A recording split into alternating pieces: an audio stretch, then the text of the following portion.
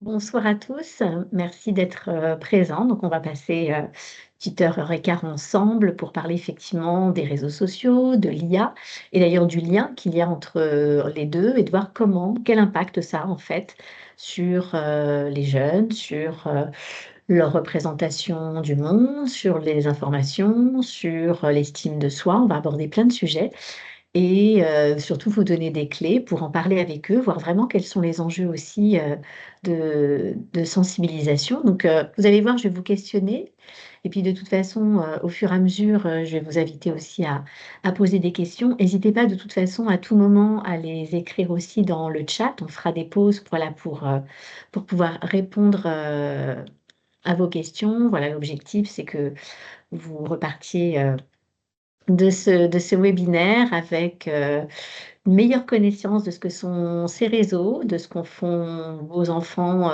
vos ados, de la place de l'IA dans leur vie et comment les accompagner en fait sur tous ces sujets. Donc pour me présenter, donc moi je suis Axel Dessein, je dirige le programme Internet sans crainte. Internet sans crainte, c'est le programme national d'éducation numérique des jeunes et des familles qui est opéré par Tralalaire, depuis 15 ans. C'est un programme en fait de la Commission européenne. Notre rôle, c'est vraiment d'informer, d'outiller les adultes qui sont aux côtés, des jeunes, des enfants, jusqu'aux grands adolescents. Donc on s'adresse aux enseignants, on s'adresse aux parents et sur notre site internet Sans crainte, on propose plus de 200 outils gratuits pour faire de la sensibilisation, auprès des jeunes. Vous allez voir de temps en temps, je vais vous parler de ces outils. Donc vous saurez que vous pourrez les retrouver sur le site internet Sans crainte tout à fait librement et puis, ce support vous sera aussi partagé, il est interactif, donc vous pourrez retrouver les ressources dont je vais vous parler. Et on a aussi tout un volet expertise sur notre site. Je serai amenée à en parler aussi. On a plein de dossiers thématiques, notamment sur les réseaux sociaux, avec plein d'articles conseils. Donc ça vous donnera l'occasion aussi de pouvoir approfondir certains sujets. Et on est également organisateur en France du Safer Internet Day. C'est peut-être une journée dont vous avez entendu parler, qui démarre en février, mais ce sont en fait 2 mois qui sont dédiés à la sensibilisation. En tout cas, vos enfants en ont certainement entendu parler puisqu'il est inscrit à l'agenda scolaire, cet événement. C'est le grand rendez-vous de la sensibilisation, des jeunes au numérique et donc certainement, voilà, que vos enfants, ou dans leur établissement, ils en ont entendu parler ou peut-être des séances de sensibilisation à cette occasion. Donc on va parler des réseaux sociaux. Donc la première question peut-être, c'est de définir c'est quoi un réseau social? Alors je ne sais pas si, voilà, vous voulez tester dans les commentaires là, de mettre quelques mots-clés, une définition de ce que ce serait pour vous. Je vous laisse écrire un petit peu,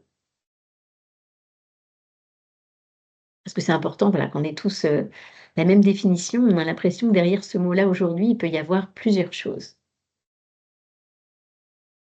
Alors comme moi, voilà, je vous le dis aussi, hein, comme je vois dans ma présentation, je ne vois pas forcément ce que vous écrivez, dans le chat. Donc je vais demander, un relais, de voir un petit peu ce qui s'inscrit pour, savoir un peu quelles sont les Alors, représentations que vous avez. voilà, je commence à avoir des réponses, des retours. Une application permettant de communiquer avec les autres. Un espace d'échange sur Internet, Facebook, LinkedIn, Instagram, TikTok. Un outil de communication à plusieurs, point d'interrogation. Échange. Un média où on peut interagir en direct. Un site permettant d'échanger avec d'autres personnes. Communication entre amis, famille. À nouveau TikTok, Facebook, Instagram, chat. Alors, bah, J'ai c'est une très int pause. enfin, du coup, il y a que des bonnes réponses et c'est intéressant de voir que vous avez aussi tous des définitions différentes. Certains ont choisi de nommer des réseaux sociaux, donc des services et Voilà. certains donc de plutôt d'en donner une définition. Alors, effectivement, un réseau J'en social, ai d'autres, donc si vous voulez. ah bah, on va plutôt faire la synthèse, mais donc j'ai entendu de l'échange, de la communication, parler avec ses amis. Donc on est bien dans un service en ligne qui va permettre aux utilisateurs de se créer une page ou un compte, en tout cas un espace personnel, dont l'objectif en général est de partager, d'échanger des informations qui vont être des photos, des vidéos, du texte, et de le faire avec une communauté d'amis ou un réseau de connaissances. J'ai entendu notamment LinkedIn qui était cité ou un réseau professionnel. En tout cas, derrière la notion de réseau social, il y a bien cette invitation à partager, à échanger du contenu et là où c'est déjà un point important, c'est que finalement, ce que nous demande de faire un réseau social engage constamment notre responsabilité. C'est-à-dire qu'on va être amené à écrire des choses, liker, partager, et que chaque geste qu'on fait, bah, finalement, nous engage et nous engage publiquement. Et ça, c'est déjà quelque chose d'important à savoir parce que vos enfants, vous-même n'avez pas forcément conscience que vos enfants, vos ados, en agissant sur les réseaux sociaux, ben, ils s'engagent aussi, derrière chacun de leurs actes et que ça peut, avoir un impact, aussi sur eux ou les mettre peut-être sur, des choses qui sont plus ou moins légales. Ça demande d'avoir une bonne connaissance de ses droits et de ses devoirs, en ligne. Alors, est-ce que vous savez quel est le réseau social le plus utilisé par les ados? Alors, à votre avis, est-ce que c'est Snapchat? Est-ce que c'est Instagram? Est-ce que c'est Facebook? Est-ce que c'est TikTok? Donc là aussi, je vous invite à répondre dans le chat pour voir à votre avis aujourd'hui quel est le réseau social le plus utilisé.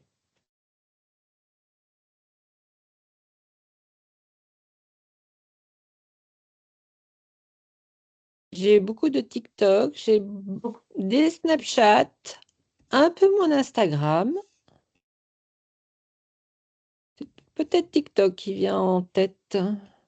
Si on a TikTok en Ah oui, tête, bon, visiblement, il n'y a je pas de pense, Facebook, oui. donc vous avez quand même bien Pas beaucoup, saisi que... non, non, non. J'ai YouTube est-il un réseau social, mais Ah, non, ben on va j'ai répondre beaucoup à cette TikTok, question. Instagram et On va Snapchat. répondre très vite à cette question sur YouTube. Alors on va voir la réponse. Ça dépend. Déjà, première chose à retenir, c'est qu'effectivement et sur des tranches d'âge très courtes, on va avoir des utilisations qui sont un peu différentes. Mais depuis 1 an, ça se concentre vraiment, un peu quel que soit l'âge, sur ces 3 réseaux sociaux-là.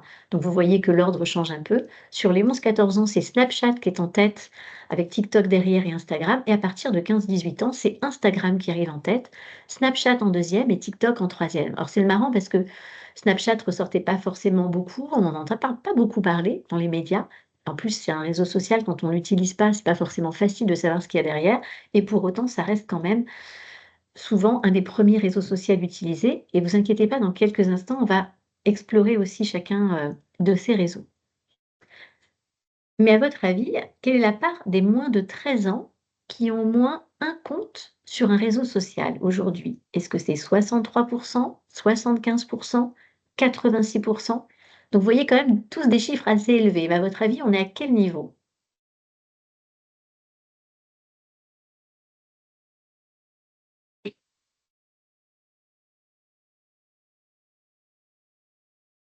Alors, est-ce qu'il y a des premiers chiffres qui tombent? Qu'est-ce qui ressort? Alors, ça serait. Alors, j'ai 2 fois 63, mais sinon, on est beaucoup à 86, un petit peu moins à 75. Donc vous avez quand Le même plus plutôt souvent conscience 86.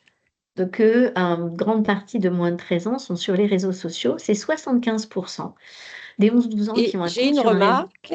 Oui? Oui, c'est interdit aux moins de 13 ans. Point Alors, d'exclamation. point d'exclamation, point d'interrogation? On va vite Point revenir dessus. d'exclamation.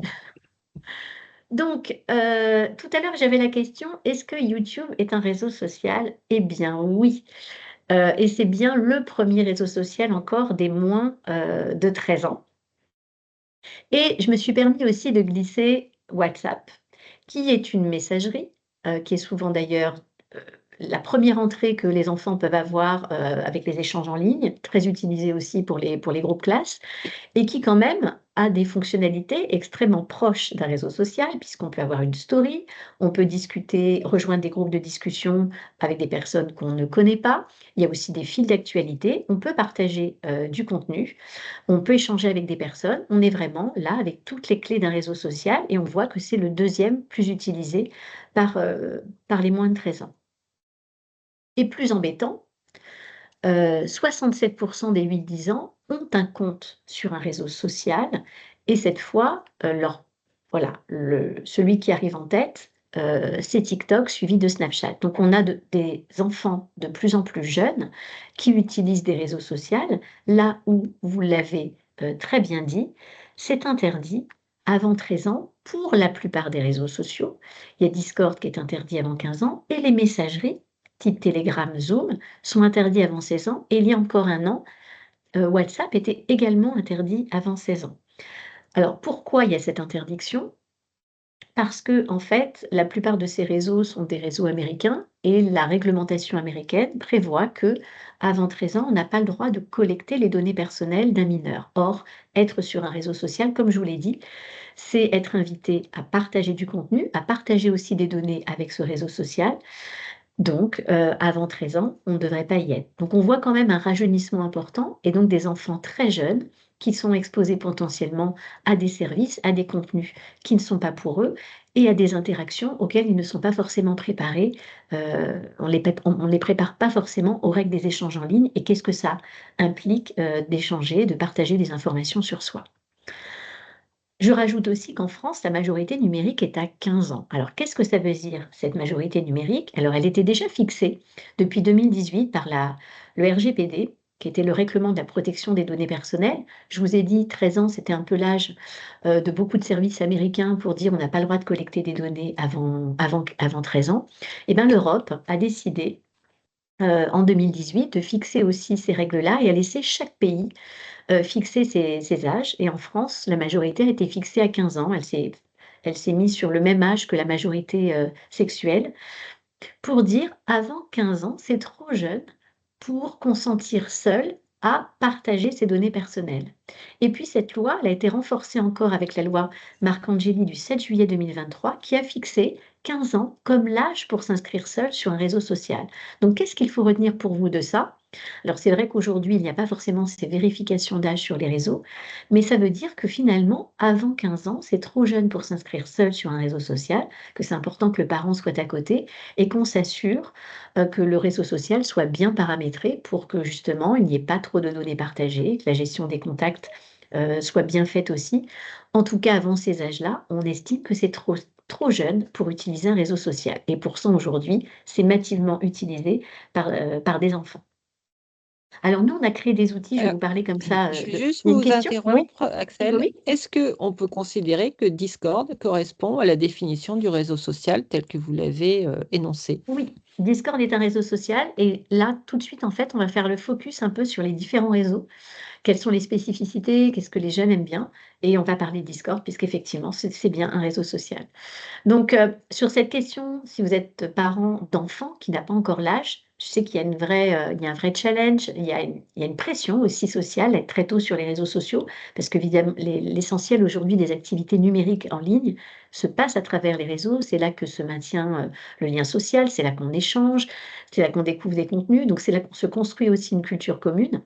Pour autant, c'est important de respecter, ces âges parce que vous allez voir, ça expose aussi vos enfants à un certain nombre de contenus, mais aussi à un fonctionnement, à un modèle, dont il faut avoir conscience et donc on a créé nous des petites, séries vidéo et nous on en a une qui s'appelle «Comment expliquer à mon enfant qu'il n'a pas l'âge pour être sur un réseau social». Donc c'est une vidéo qui pourra vous aider si vous voulez, expliquer, tout ça à vos enfants et puis surtout trouver des alternatives. Alors, quelle est leur activité préférée sur ces réseaux sociaux? Qu'est-ce qu'ils aiment le plus faire en fait? Est-ce que c'est regarder des vidéos, discuter, jouer à des jeux vidéo, parce qu'on peut aussi jouer, hein, via les réseaux sociaux, ou s'informer? C'est quoi qui arrive en tête, selon vous? Alors, si vous voulez, vous pouvez répondre aussi un, 2, 3 ou 4. Voilà, si vous voulez pas écrire comme les réponses sont un peu plus longues. Et on saura que un, ça correspond à regarder des vidéos, 2 à discuter, 3 jouer à des jeux vidéo et 4 s'informer. Alors, j'ai beaucoup, beaucoup, beaucoup de vidéos. Un petit peu moins de discuter, un petit peu moins de jeux vidéo. Alors, ces vidéos, mais j'ai beaucoup de vidéos tout simplement. Les D'accord, 3 regarder des quand même. vidéos ou Mais discuter. voilà, apparemment, c'est regarder les vidéos qui vient en tête. Discuter les jeux vidéo, plus derrière. Scroller. Mmh. Oui, ça va avec, un peu avec regarder des vidéos. Voilà. Eh ben, c'est discuter. En tout cas, quand on leur demande ce qu'ils préfèrent, c'est discuter. Après, peut-être que dans les faits, effectivement, leur activité principale, c'est de scroller et de regarder des vidéos. Mais en tout cas, la préférence va plutôt à discuter pour les 11-18 et pour les 16-25, on est toujours dans l'échange, voilà, l'échange avec les amis et puis on trouve, voilà, passer le temps, suivre l'actualité. Donc on voit quand même des activités aussi, heu, évoluer, mais on voit bien que le réseau social aujourd'hui, d'ailleurs il porte bien son nom, il est essentiellement utilisé pour ses fonctionnalités de chat, d'échange, mais d'observer aussi sa communauté, de voir ce que les uns les autres font. Alors, qu'est-ce qu'ils aiment en fait sur ces réseaux sociaux et quels sont les points d'attention, pardon. Alors Instagram, c'est un peu la vitrine, c'est-à-dire c'est là où on va plutôt partager les belles photos, des contenus travaillés. Alors les stories, c'est cet espace plus éphémère où, le contenu va changer toutes les 24 heures, où là on va plus partager des contenus du quotidien. Mais sinon, ce qui va rester vraiment, sur son compte, sur ce qu'on appelle le feed, ce sont plutôt des choses assez, travaillées qui ont la volonté de rester et de visibles. Et puis, c'est quand même l'espace où on va suivre beaucoup de marques, de stars, donc l'apparence est très présente. Le point d'attention, c'est que, c'est aussi un réseau qui va être, utilisé pour gagner en popularité, pour être vu. Donc la notion de followers, de personnes qui nous suivent sont importantes et c'est ce qui va amener, souvent les enfants, les adolescents à créer plutôt des comptes publics pour être vus par un maximum de personnes. Et ça, clairement, c'est la première chose qui va les mettre en danger parce qu'à partir du moment où on a un compte public, ça veut dire que quiconque peut nous voir, même des personnes qu'on ne connaît absolument pas. Donc c'est un peu comme si, dans la rue, on affichait toute notre vie sans se poser la question de qui peut y accéder. Donc on s'expose forcément à des commentaires d'inconnus et c'est là aussi où, peut plus, se questionner, l'image de soi parce qu'on est constamment quand même plutôt dans la représentation avec Instagram. TikTok s'est popularisé vraiment avec des courtes vidéos, d'abord plutôt des vidéos, musicales puisque, c'est l'évolution d'une autre application qui s'appelait, Musical.ly. Donc on est plutôt dans c'est ce qui a popularisé les vidéos courtes, qui a amené ensuite d'ailleurs, Instagram à revoir son format et même YouTube à développer ce qu'on appelle les shorts, hein, ces très courtes vidéos. Donc au départ, on est vraiment, voilà, sur des chorégraphies, des petits karaokés et puis à force, hein, le contenu s'est étoffé. Le problème de TikTok, c'est qu'on ait, tendance à pousser des contenus assez, sexualisés, voire même hyper sexualisés, parce que ça s'est popularisé beaucoup autour de jeunes filles, de très jeunes filles. L'algorithme a tendance à pousser particulièrement, ce genre de contenu et tout contenu qui peut rendre captif, on va y arriver. C'est aussi sur TikTok, que l'on voit le plus aussi de désinformation, de contenus, complotistes. Pareil avec le même objectif de capter l'attention. Alors, est-ce que vous connaissez les comptes les plus suivis sur TikTok? Je vais vous montrer ces comptes. Je vous montre déjà des images, voir si ça vous parle et je vous mets les noms des comptes qui sont aujourd'hui les plus suivis par, vos ados et vos enfants. Je voudrais juste savoir, est-ce que vous mettez avec un oui ou un non, est-ce que vous en connaissez, certains? Est-ce que ça vous parle? J'ai un numéro 10, oui, non, aucun. Le 10, apparemment, non, non. Pas de TikTok pour nous. Un seul. Alors certains sont un petit peu connus, mais finalement, on ne doit pas avoir le bon public. On n'a pas de jeunes, je pense. Bah, je pense qu'on a plutôt des parents avec nous et Oui, c'est ça.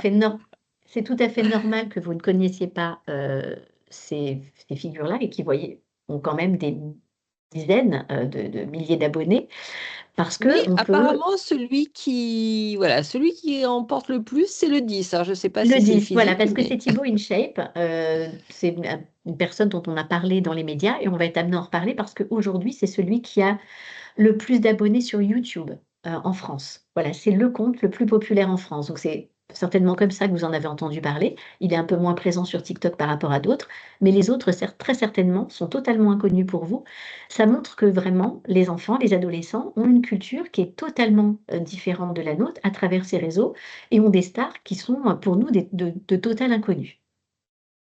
Donc c'est aussi, toute cette culture commune qui est assez précieuse pour eux, parce que c'est leur espace, voilà, c'est quelque chose qu'ils partagent, qui ne sont pas forcément partagés avec les parents, mais ça montre aussi qu'on peut être totalement en décalage par rapport aux repères qu'on peut avoir si on ne s'intéresse pas, si on ne regarde pas ce que ces enfants suivent sur les réseaux sociaux. Parce que si je vous dis toutes ces personnes, vous n'avez pas aucune idée du discours qu'elles portent, des sujets sur lesquels elles se sont positionnées.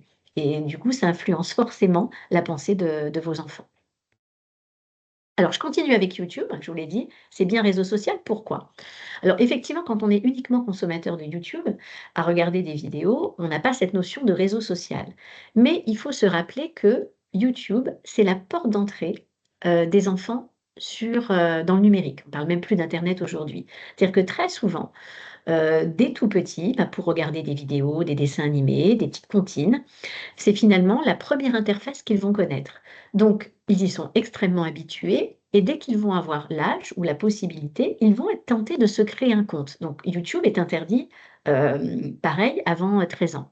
Et quand on se crée un compte, et ben là, on peut partager du contenu, on peut interagir avec des personnes et ça devient un réseau social. Alors, c'est utilisé surtout pour suivre des chaînes, surtout des jeux vidéo. Ce sont effectivement des vidéos plus longues, même si aujourd'hui il y a les shorts.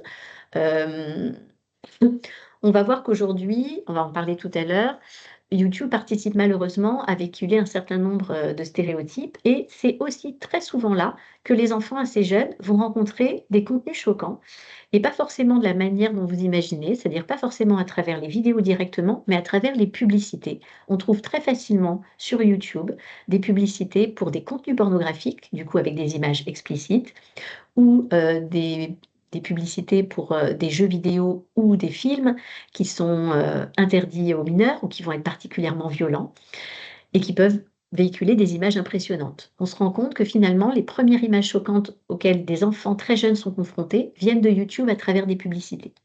C'est même si la plateforme s'est améliorée et a fait une vraie, politique sur ce sujet pour que justement, dès que vous regardez des contenus dès que vous regardez des contenus qui peuvent amener à de la désinformation, des fake news, du complotisme, ils affichent désormais, des références. Ils ont fait un partenariat avec Wikipédia pour que les gens aient accès à une information, neutre. Après, ça n'empêche pas de regarder ce type de contenu, mais on est aussi particulièrement exposé à de la désinformation, sur cette plateforme.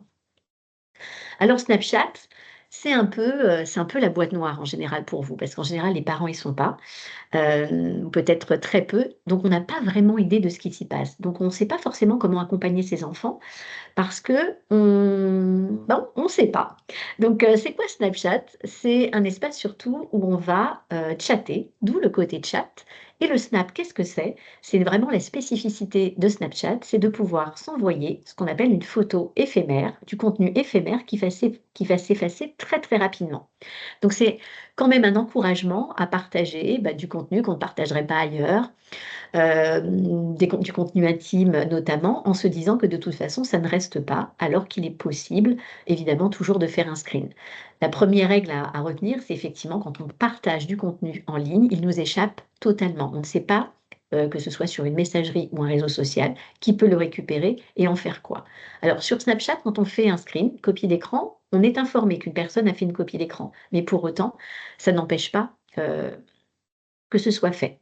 Alors, du coup, je vous fais rentrer un peu dans les spécificités de Snapchat que vous ne connaissez peut-être pas et qui participent, hem, à capter, l'attention, de vos enfants et puis même des fonctionnalités. On va voir qu'il y a de l'IA aussi dont vous n'avez peut-être pas idée. Donc la première chose, ce sont les Snap Flammes. Je ne sais pas si vous connaissez ce principe. Je pense que vous avez peut-être certains d'entre vous entendu parler des flammes sur Snapchat.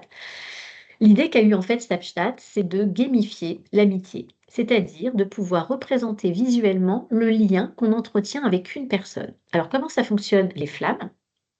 Dès qu'on a, hem, un échange au moins toutes les 24 heures avec quelqu'un, on gagne une flamme et c'est une manière en fait de symboliser le lien régulier que l'on a avec une personne. Alors on pourrait se dire: «Bon c'est sympa, voilà». Le problème, c'est que dès qu'on rompt cette chaîne, c'est-à-dire que si on au-delà de 24 heures, on n'échange pas avec cette personne, notre jauge de flamme, elle revient à zéro.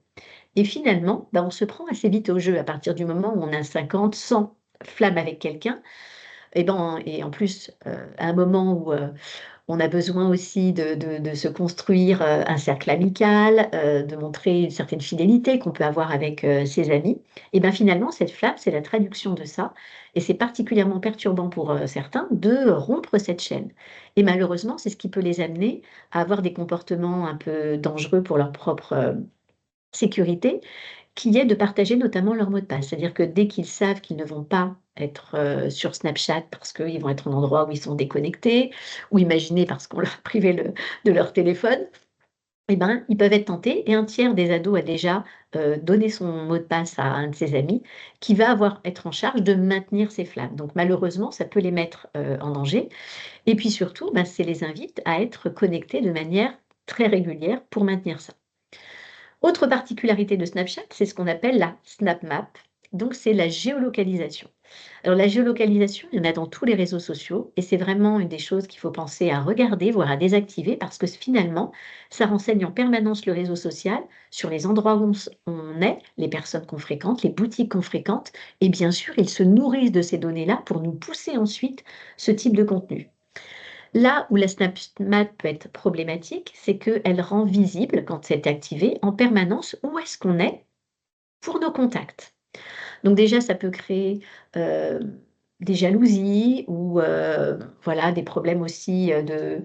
Oui, non, j'ai envie de dire de la jalousie, bah, quand on voit par exemple sur des vacances que nous on bouge pas et que voilà, nos camarades sont, voilà, sont partout en France ou ailleurs, parce que c'est une carte mondiale qui est représentée. Ça, c'est des choses qui sont très souvent remontées par les adolescents, mais surtout, bah, ça les expose en permanence. C'est-à-dire que s'ils disent quelque chose et qu'on voit que sur la Snapchat, une Snap Map, ils ne sont pas là où ils ont prévu, bah, là aussi, ça peut créer des tensions. Et surtout, ben, ça fait en sorte que, on se rend visible à sa communauté en permanence et ça, il faut se rendre compte que c'est pas une obligation, qu'on a le droit aussi de se protéger. On n'est pas censé être en contact tout le temps avec sa communauté. On peut aussi préserver cette intimité-là. Et puis, je veux pas vous faire peur, mais c'est une réalité. Sur les réseaux sociaux, il y a malheureusement aussi des personnes malveillantes qui cherchent à rentrer en contact avec, vos enfants. Qui ont des profils, voilà, plutôt de pédocriminels et qui, voilà, vont chercher à rentrer en contact pour ensuite demander des contenus. Et ben, cette Snap Map, elle les renseigne énormément, bah, sur là où ils vivent, les établissements qu'ils peuvent, fréquenter, pour pouvoir ensuite, inciter, soit à faire du chantage en disant: «Bah, je sais où tu es» ou soit, être tenté de les rencontrer en réel. Donc savoir aussi se dégéolocaliser, désactiver ces fonctionnalités, c'est savoir aussi se protéger. Autre fonctionnalité que vous connaissez peut-être pas, c'est qu'il y a une IA, qui s'appelle MyAI dans Snapchat, qui est un agent conversationnel pour échanger avec, votre ado, le conseiller, hem et avec lequel, bah, voilà, peut-être il y a une relation, qui s'est installée, que vous ne connaissez pas et puis sans savoir aussi les informations qui sont posées. Donc ça vaut le coup peut-être d'en parler avec eux pour savoir s'ils l'utilisent et de quelle manière et si c'est, quelque chose qu'ils savent gérer. On va parler de la notion, de comment gérer, ces relations avec l'IA conversationnelle tout à l'heure. J'ai juste Et une on remarque, Oui, un témoignage qui dit: «J'ai vu ma fille devenir dingue parce qu'elle allait perdre ses flammes et c'était un drame». Ça exactement. va dans le sens.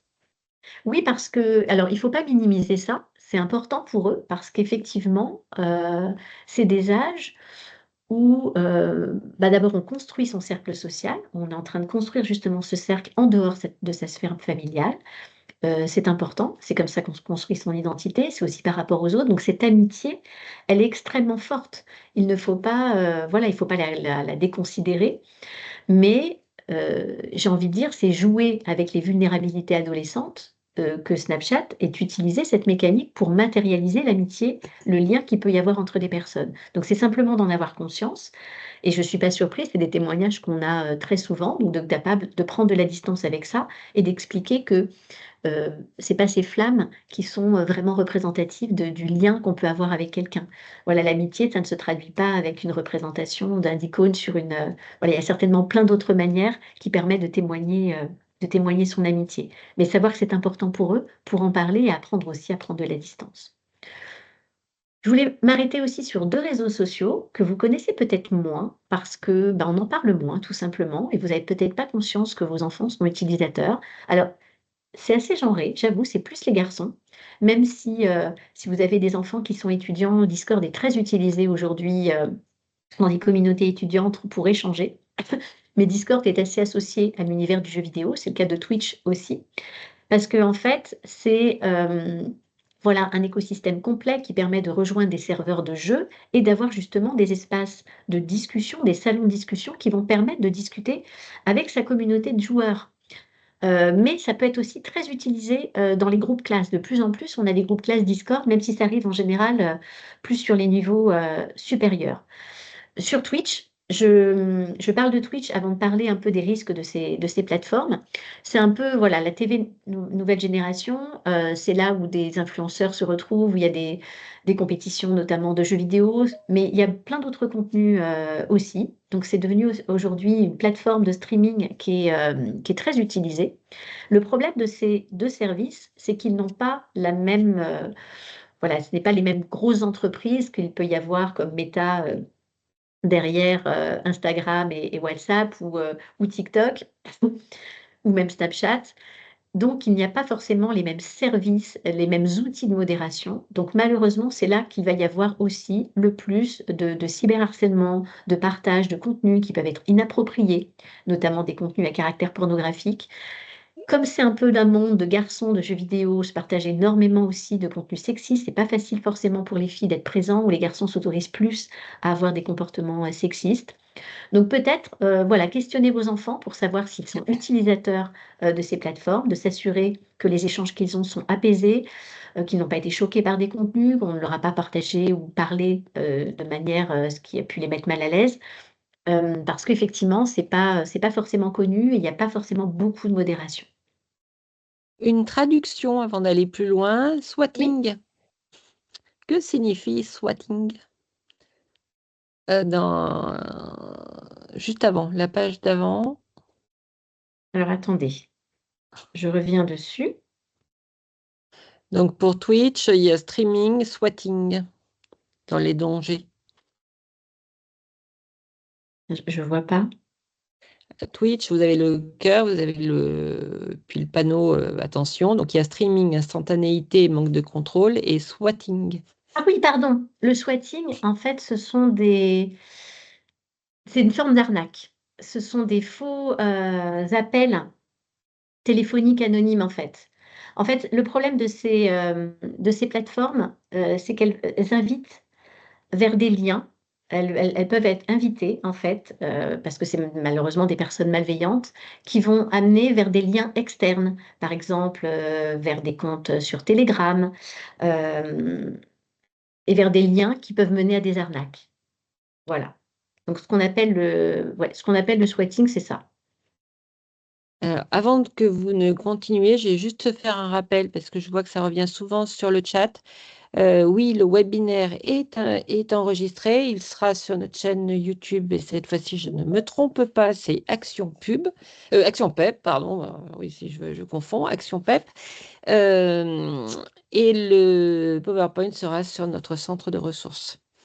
Je vous laisse continuer. Tout à fait.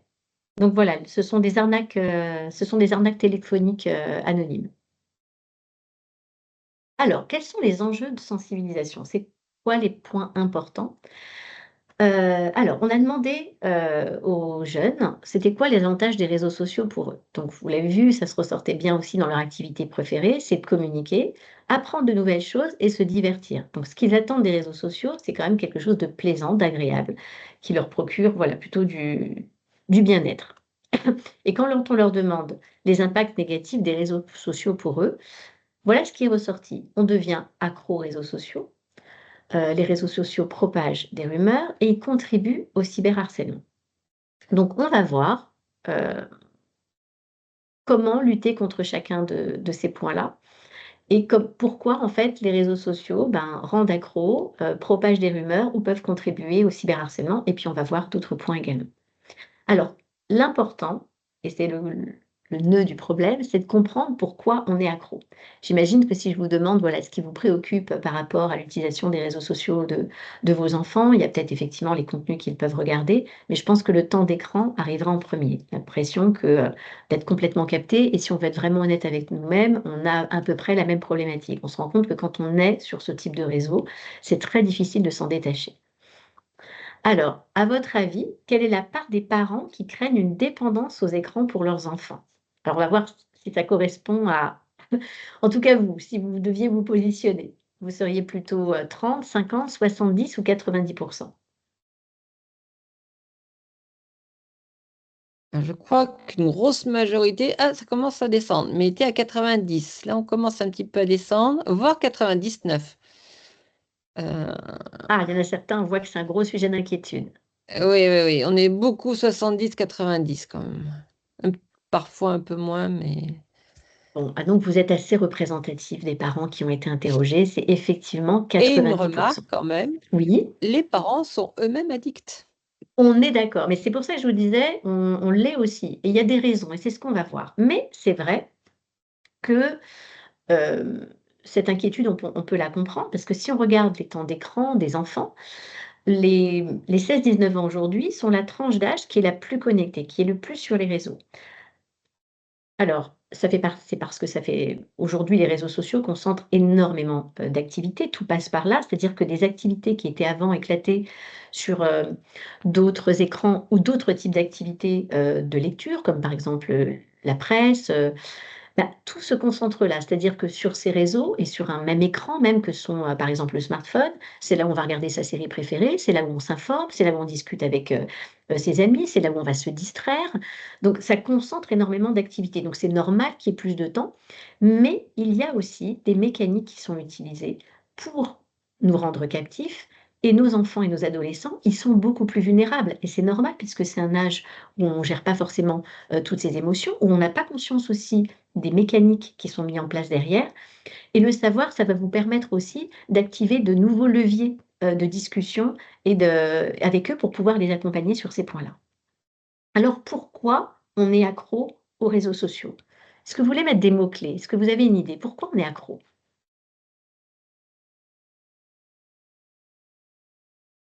à votre avis? Pourquoi on a autant de mal à se déscotcher? Pourquoi c'est si compliqué? Alors, j'ai beaucoup de dopamine, endorphine, plaisir immédiat, passivité, pardon, c'est amusant, récompense, facilité, addictif, plaisir facile, amusant, maintenir les flammes, reconnaissance de soi, on n'est pas seul, à nouveau dopamine, facilité, voyeurisme, immédiateté de la réponse, trop Alors c'est intéressant vos d'informations. réponses. C'est très intéressant vos réponses parce que c'est assez centré en fait sur, le besoin, les besoins que pourraient avoir, vos enfants, mais moins sur, tout ce qui a été mis en place pour les mettre dans ces mécaniques-là. Donc ce qui est et c'est vraiment pour ça que je voulais insister, sur ce point, c'est que vraiment tout est fait pour rendre captif et c'est presque impossible, déjà pour nous d'y résister et c'est extrêmement difficile pour, vos enfants de le faire et ces réseaux savent extrêmement bien aller, se mettre sur leur vulnérabilité et le savoir, ça va vous permettre vraiment d'aborder les choses différemment et pas considérer que, bah, c'est eux qui ne savent pas se réguler, mais que vraiment ils ont besoin d'être aidés pour le faire.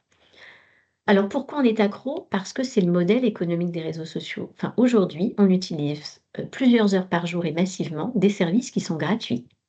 Donc la première question à se poser, c'est en général quand c'est gratuit, c'est qu'on donne quelque chose en échange et qu'on est un produit. Vous connaissez le dicton, hein? Quand c'est gratuit, c'est que c'est toi le produit. Le modèle économique des réseaux sociaux, c'est ça. Leur seul, besoin, c'est de pouvoir collecter un maximum de nos données, un maximum de notre temps, puisque c'est comme ça qu'ils vont pouvoir gagner de l'argent. Alors de l'argent avec de l'espace publicitaire, de l'argent avec, les influenceurs qui vont être rémunérés. Donc ils ont besoin qu'on soit le plus longtemps possible sur ces réseaux et qu'on y revienne, bien sûr. Alors qu'est-ce qu'ils font pour ça? Il y a plusieurs mécaniques qui n'ont pas toujours été le cas sur les réseaux sociaux. Il y a d'abord ce qu'on appelle le scroll infini. Il y a du contenu en permanence. On peut scroller des heures, ne jamais s'arrêter, il y aura toujours du contenu. Donc vous parliez de plaisir immédiat, on est exactement là-dedans. C'est-à-dire que si on s'ennuie, on sait qu'en ouvrant et sans le moindre effort, on ouvre son réseau social, on est sûr d'avoir du contenu et en plus du contenu, qui va plutôt nous correspondre puisque le réseau social va s'intéresser à ce qu'on like, à ce qu'on regarde, là où on interagit pour ensuite nous pousser du contenu qui correspond. Voilà, il traque ça en permanence, il se dit: «Ben, si la personne s'intéresse à ça, j'ai plus de chances de la capter avec ça». Les réseaux sociaux le font, mais il y a exactement les mêmes mécaniques sur Netflix ou les plateformes aussi de musique. On n'a pas fini qu'on nous propose un autre contenu. Vous avez vu, les épisodes ou si vous regardez même un film sur Netflix, vous n'avez pas f le générique n'est même pas fini qu'on vous propose l'épisode suivant ou un contenu suivant. Pareil pour que vous restiez le plus longtemps possible. J'ai entendu parler de dopamine, effectivement. Hem, la meilleure sensation pour qu'on ait envie de rester, c'est que ça nous procure du plaisir. Donc les mécaniques sont utilisées pour activer justement cette dopamine qui est cette hormone du plaisir et ce qu'on appelle le circuit de la récompense et c'est extrêmement difficile, surtout à de l'adolescence, de résister à ce mécanisme-là. On est fait pour, justement aller plutôt vers ce qui nous procure du plaisir et du plaisir immédiat, parce que c'est comme ça qu'on est construit. On arrive à un peu plus prendre de la distance adulte, on a moins ce type de besoin, mais vraiment à l'adolescence, on peut très facilement jouer sur cette vulnérabilité. Donc comment ça fonctionne? Bah, dès qu'on va poster du contenu, bah, savoir qu'on va avoir des likes, que le contenu va être commenté, va être partagé, ça active ce circuit de la récompense qui nous invite à regarder en permanence si on a reçu nos petits cadeaux, ces petits cœurs. D'ailleurs, si c'est des cœurs, c'est pas un hasard. C'est ça qu'on vient chercher, c'est de l'amour, c'est de la gratification, c'est de la reconnaissance. Ensuite, il y a tout le système aussi de notification qui va nous faire nous connecter, nous faire revenir. Donc si on n'est pas habile, si on n'active pas voilà, si on désactive pas ces notifications, on est invité en permanence à se connecter. Et on l'a vu, il y a des mécanismes en plus qui ont été faits. Je vous ai présenté la gamification, les flammes, de Snapchat.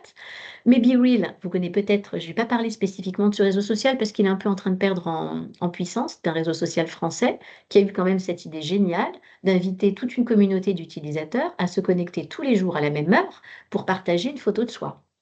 Alors là, pour fédérer une communauté ou pour faire en sorte que les gens se connectent quotidiennement, c'est quand même une sacrée bonne idée.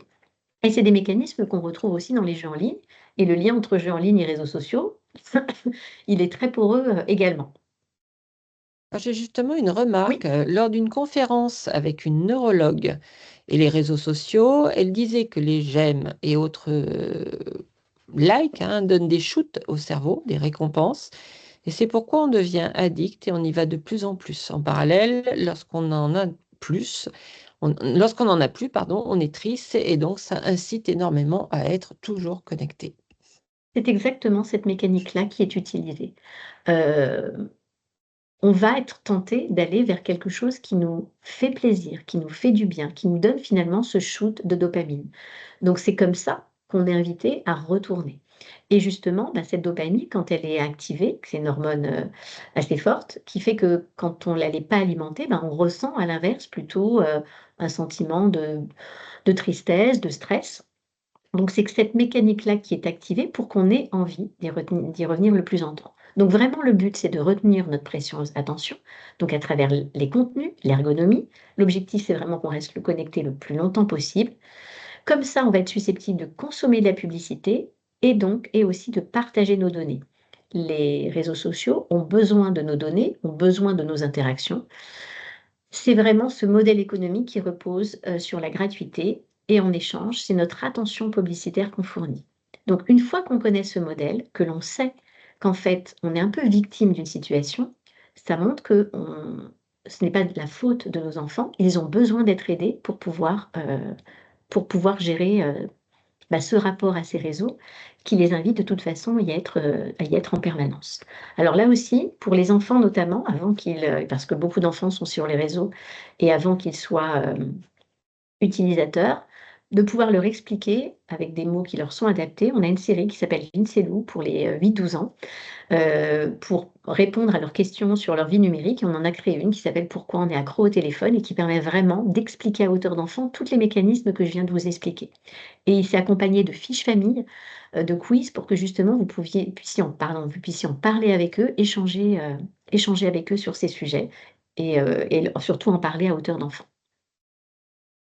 Et pour les Donc, ados, on a aussi des séries vidéo qui vont permettre, voilà, de comprendre ce mécanisme des algorithmes, heu, tout ce qui est mis en place dans les interfaces, toutes les techniques, je vous ai dit de notification, les likes et cetera, tout ce qui est fait pour les rendre captifs.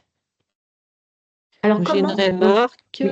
tout est fait pour que nos enfants soient dessus et justement, comment faire pour lutter? Donc je vous renvoie Alors sur ce qui a comment on fait été pour l voilà, comment on fait pour et lutter? Bah, déjà, on le sait et on adopte une posture différente. C'est-à-dire qu'on ne considère pas que son enfant est fautif, il ne sait pas se réguler, qu'il ne sait pas s'arrêter. Il a clairement besoin d'être aidé. Il a besoin de vous et plus ils sont jeunes, plus ça va être difficile parce que peut-être si vous êtes parent d'adolescents, à partir du lycée, vous vous rendez compte que souvent ils vont mettre en place des stratégies. Mais osez de leur dire ce discours-là aussi, voilà: «Moi, je veux pas que tu sois victime d'un système. Est-ce que tu as envie d'être victime d'un système? On peut trouver des solutions ensemble et vous avez le droit de vous mettre dans le bain aussi parce que vous l'avez bien dit, c'est pas si facile pour nous aussi. Ces mécanismes, ils sont très, très forts. On est un peu plus, costaud émotionnellement pour pouvoir y faire face, mais il faut reconnaître qu'on a parfois aussi du mal à se décrocher». Donc ces conseils, ils sont valables pour tous. D'abord, parler de moments de connexion et de déconnexion, s'autoriser à se déconnecter. Donc pas il y a des moments où on a besoin d'être attentif, d'être concentré. Il y a des moments où on a besoin d'être disponible aussi les uns pour les autres, les moments de repas et cetera. Donc savoir éteindre, son téléphone ou le mettre dans une autre pièce, ça c'est des stratégies, notamment lycéens, quand il commence à y avoir des devoirs, des examens qui se préparent et qu'on se rend compte, regardez ça, qu'on regarde en moyenne 60 fois son téléphone par heure, c'est énorme. Vous voyez comment ces mécanismes sont quand même très forts? Et ben, se dire: «Là, je vais le mettre dans une autre pièce parce que sur un temps donné, là, sur une demi heure, 1 heure, j'ai besoin de travailler et je vais pas pouvoir tout seul, ne pas résister à aller regarder mon téléphone». L'autre règle, c'est désactiver ces notifications visuelles et auditives. Je dis visuelles parce que, si à côté de soi, on a un téléphone où on a une notification lumineuse qui va, heu, s'activer, ça va nous déranger et ça, c'est quelque chose qui est notamment important la nuit. Je vais pas forcément insister là-dessus aujourd'hui, mais ces réseaux, cette utilisation, elle a tendance à beaucoup perturber le sommeil des adolescents. Les adolescents ont perdu en 20 ans l'équivalent d'une nuit de sommeil par semaine. C'est énorme et ça a des impacts sur l'attention, la concentration bien sûr, mais sur la santé mentale et la santé tout court. Et aujourd'hui, on sait que, cette utilisation, il y a 20 des adolescents qui, mettent un réveil ou qui se réveillent plus tôt le matin pour pouvoir faire des écrans, qui vont se réveiller la nuit. Donc éviter l'écran, dans la chambre le plus possible, mais déjà désactiver les notifications qui ont la capacité aussi, la lumière bleue des écrans à passer à travers les paupières la nuit et donc nous réveiller et casser éventuellement un rythme de sommeil. Et si on est réveillé, bah, qu'est-ce qu'on va faire? On va être tenté de prendre son téléphone pour s'occuper et donc ça, savoir désactiver ces notifications pour ne pas se laisser déranger et choisir ses moments de déconnexion, c'est des règles. Autre petite règle à connaître, qui fonctionne assez bien, c'est régler la luminosité et le contraste et vous savez activer ce mode, affichage en noir, sur, les écrans ou même on peut faire un affichage noir et blanc et ça on s'est rendu compte que ça rend les contenus moins attractifs, donc moins captifs et ça nous aide à prendre de la distance. Et pensez aussi que, on alimente constamment de données personnelles qui vont faire qu'on va nous personnaliser le contenu et l'expérience. Donc se dégéolocaliser, penser à se déconnecter de l'application même quand elle est fermée parce que si on ne s'est pas déconnecté de l'application, elle continue à collecter des informations sur là où on est. Vous êtes, je suis sûre, plein de fois demandé comment ça se fait que je parle de quelque chose et comme par hasard, le soir même sur mon réseau social, je tombe sur un contenu qui est en lien avec ce que je viens de parler, ce que je viens de dire ou ce dont je parlais avec mes amis cet après-midi. On l'a toujours entendu cette on est sur écoute. Non, en fait, on n'est pas sur écoute exactement, mais par défaut, vous regarderez sur vos téléphones, dans les paramètres de vos téléphones, je suis sûre que vous êtes déjà en train de regarder, sur vos applications de réseaux sociaux, le micro est activé par défaut. Ce micro, il collecte en permanence ce que l'on dit, tout simplement pour pouvoir nous proposer des contenus personnalisés. Donc désactiver aussi ce micro, ça peut éviter ce genre de choses. Voilà. Et d'oser observer son temps d'écran, définir des plages horaires. Il y en a sur les réseaux sociaux, il y en a directement sur vos téléphones, il y en a sur les contrôles parentaux. Donc vraiment, vos enfants ont besoin de les aider à réguler et d'avoir ces astuces pour pouvoir trouver la bonne distance. Je vais avancer un peu parce que je parle beaucoup et j'ai encore pas mal de choses à vous dire. L'autre point important, alors peut-être si quand même, comme on a terminé ce point sur le temps, les algorithmes, les mécaniques de captation, est-ce que vous avez d'autres questions sur ce sujet-là en particulier? Et je vais allumer la lumière parce que je vois que je suis dans le noir. C'est important plutôt que vous voyez mon écran, mais si vous voulez me voir en même temps pendant que je réponds, ce sera quand même plus agréable. Alors, est-ce qu'il y a d'autres questions sur ce Alors, sujet-là? vous avez beaucoup suscité d'inquiétudes par rapport à Ah, des cette question de inquiétudes. Alors, on va essayer micro. de les lever. Alors, on va pas vous dire où sont les micros. Voilà, il faut que vous alliez dans vos paramètres Ah, pour désactiver. vous Oui, allez vous dans avez beaucoup vos... inquiété là. Non, vous allez dans les paramètres sur vos téléphones. Bon, moi, je veux faire la promotion d'aucun téléphone, mais j'ai un iPhone.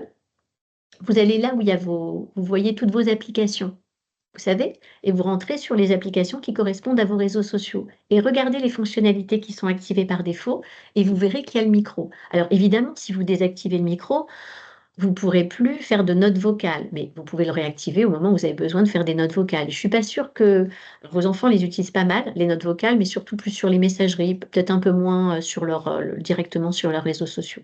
Mais c'est exactement pour ça que on vous pousse du contenu, qui correspond à des moments où votre téléphone, il est juste posé devant vous et c'est pour ça qu'il faut aussi désactiver les applications à ce moment-là, parce qu'elles continuent à collecter des données. Alors ensuite, on a pas mal de retours. On a des mesures assez radicales, comme je confisque le téléphone, ou alors j'ai acheté un téléphone un peu style téléphone à clapet, où il n'y a que la possibilité de téléphoner et pas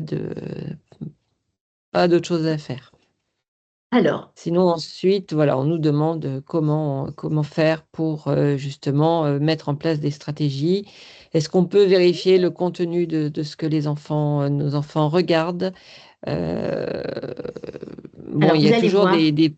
voilà, des modes pour passer à travers quand on a un VPN ou quand on n'en a pas, quand on se sert aussi des copains. Alors, vous êtes les Voilà. parents, donc de toute façon, vous êtes totalement libre de choisir à quel moment vous choisissez d'équiper vos enfants. Moi, ce que je vais vous recommander, c'est important de respecter ces âges d'accès aux réseaux sociaux. Parce que pour toutes les raisons que je vous montre, c'est les mettre face à de grandes responsabilités et c'est les exposer à des contenus, voire à des interactions avec des personnes auxquelles ils ne sont pas préparés. Après, libre à vous de décider à quel moment vous équipez votre enfant d'un téléphone. Et la première étape, ça peut être effectivement d'avoir un téléphone qui ne sert qu'à téléphoner. Parce que, bah justement, avant 13 ans, avant d'avoir l'âge d'être sur un réseau social, donner un smartphone, c'est beaucoup trop tentant, puisque finalement, c'est aller vers des applications et la plupart des applications sont des messageries ou des réseaux sociaux. Et c'est ça que vos enfants vont avoir envie de regarder. Donc, avoir un téléphone à clapet ou des nouveaux téléphones aussi qui sortent qui permettent juste de téléphoner. Si l'objectif, c'est simplement de pouvoir être en contact avec son enfant ou qu'il puisse vous appeler quand il est en dehors de la maison, ça doit pouvoir suffire. Pour autant, moi, ce que je vous conseille aussi, c'est de parler de tout ça, même s'ils ne sont pas utilisateurs, même si vous avez choisi de ne pas les équiper ou qu'ils n'aient pas de compte sur les réseaux sociaux. Parce qu'il y a de grandes chances qu'autour d'eux, d'autres enfants aient ces accès et qu'ils leur montrent. Donc de savoir quoi faire quand on est face à du contenu choquant, de voir comment ça peut, aussi influencer ce qu'ils voient ou les informations, ou autant qu'ils aient ces clés pour, savoir comment faire face à ce genre de contenu. Voilà, c'est ça que ça sert la prévention. Il faut toujours se dire: «Même si j'ai tout fait, mon enfant pourra peut-être être confronté». Après, si vos enfants sont plus grands, libre à vous aussi de faire les choix, voilà, d'interdiction, de totale, mais il y a de grandes chances que vos enfants y aient accès à un moment donné. Il vaut mieux qu'ils y soient préparés, qu'ils aient toutes les clés pour les échanges en ligne et surtout qu'ils comprennent les services qu'ils utilisent, comment ils fonctionnent. Donc après, libre à vous de choisir le moment où vous les faites entrer dans cet univers-là, mais peut-être qu'ils feront des choses sans que vous soyez au courant, parce que c'est ça aussi, l'adolescence, c'est braver des limites, c'est avoir envie de se construire par soi-même et surtout de tester par soi-même. Et ça, quelle que soit l'époque, les adolescents ont fonctionné comme ça. Donc vaut mieux leur donner, les clés, les informations, d'en faire un sujet de discussion parce que le risque aussi, c'est quand on interdit, ben, on se dit que le sujet n'existe pas puisque de toute façon, l'objet n'est pas là et les réseaux sociaux ne sont pas là. Du coup, on va peut-être pas en parler. Donc, pensez à en faire quand même un sujet de discussion et puis ça peut vraiment être aussi un sujet de discussion qui vous rassemble. On entend parler d'une information, tu vois? Tiens, moi j'ai vu ça sur Insta, parce qu'on y est aussi, ou j'ai vu ça sur Facebook. Est-ce que tu en as entendu parler? Ah bah oui, j'en ai entendu parler aussi. Ah bon, sur quel compte? Voilà, c'est l'occasion aussi de savoir quels sont les comptes qui suivent, comment ils s'informent, comment ils perçoivent une actualité. Vous allez être surpris, de voir, à quel point, voilà, des personnes aussi savent très bien utiliser ces réseaux sociaux pour véhiculer des informations. Vous y êtes certainement confrontés également. Vaut mieux savoir à quoi elles sont confrontées pour en faire un sujet de discussion et les accompagner. Voilà, c'est mon conseil. Après, voilà, vous êtes bien sûr les parents, c'est vous qui décidez, pour vos enfants. Alors, l'autre impact assez important des réseaux sociaux, parce que justement, pour toutes les raisons que je vous ai expliquées, ils vont essayer de pousser du contenu qui correspond à ce qu'ils ont compris de ce qui est en face du réseau social et du contenu qui peuvent les intéresser. Et ça a un vrai impact sur l'estime de soi à un âge où on est en train de se construire, où on est particulièrement vulnérable sur la construction de son identité. Alors, les réseaux sociaux, notamment certains, donc reposent d'abord de plus en plus sur l'image. Il y a quelques années, on avait des réseaux sociaux beaucoup plus textuels. Aujourd'hui, tout passe par l'image. Donc on est beaucoup autour du culte de l'image. Tous ces réseaux sociaux comprennent des filtres et qui ont tendance à être extrêmement stéréotypés, notamment pour les filles. On est vraiment sur des codes extrêmement occidentaux et quand on active les filtres, en général, ça va être pour agrandir les yeux, affiner le nez, faire des lèvres plus pulpeuses, donc renvoyer à certains codes de ce que doit être une jeune fille, parce que je dis ça parce que quand on est âgé, les filtres ont tendance plutôt à nous rajeunir avec des codes qui sont plutôt extrêmement sexualisés. Donc ça a banalisé le fait, de finalement ne pas se montrer tel qu'on est, mais de se montrer d'une manière sublimée. Donc ça invite à se comparer en permanence et on se rend compte, voilà, ben, notamment, que les actes de chirurgie esthétique, se font de plus en plus jeunes avec des très jeunes filles, hein, ça touche plutôt des jeunes filles, mais aussi des garçons, qui demandent à se changer parce qu'à un moment donné, ça peut être difficile d'accepter la réalité de son reflet quand on a cette possibilité de se montrer en permanence sublimé. Donc ça peut vraiment altérer l'acceptation, la confiance en soi et le bien-être. Il faut savoir aussi, et ça c'est vraiment un point d'attention important, dont on peut ne pas se rendre compte quand on est soi-même utilisateur des réseaux sociaux, c'est que les contenus sont extrêmement stéréotypés, et en particulier Instagram et TikTok ne vont pas du tout renvoyer les mêmes choses à vos enfants selon s'ils sont des garçons ou s'ils sont des filles. On a des chiffres à ce sujet, le Conseil à l'égalité a fait un rapport qui montre que sur Instagram, 68 des contenus propagent des stéréotypes de genre. Sur TikTok, 61 des vidéos présentent des comportements stéréotypés masculins. Et je vous montre des exemples. Un feed, un espace de recherche Instagram d'une fille va avoir énormément de contenu, même si ce ne sont pas des choses que la personne recherche, qui mettent en avant le corps féminin très sexualisé, des conseils, de beauté, des conseils pour maigrir. Toute jeune fille vous dira que ses contenus vont être, voilà, sans l'avoir choisi, on va lui pousser ce genre de contenu.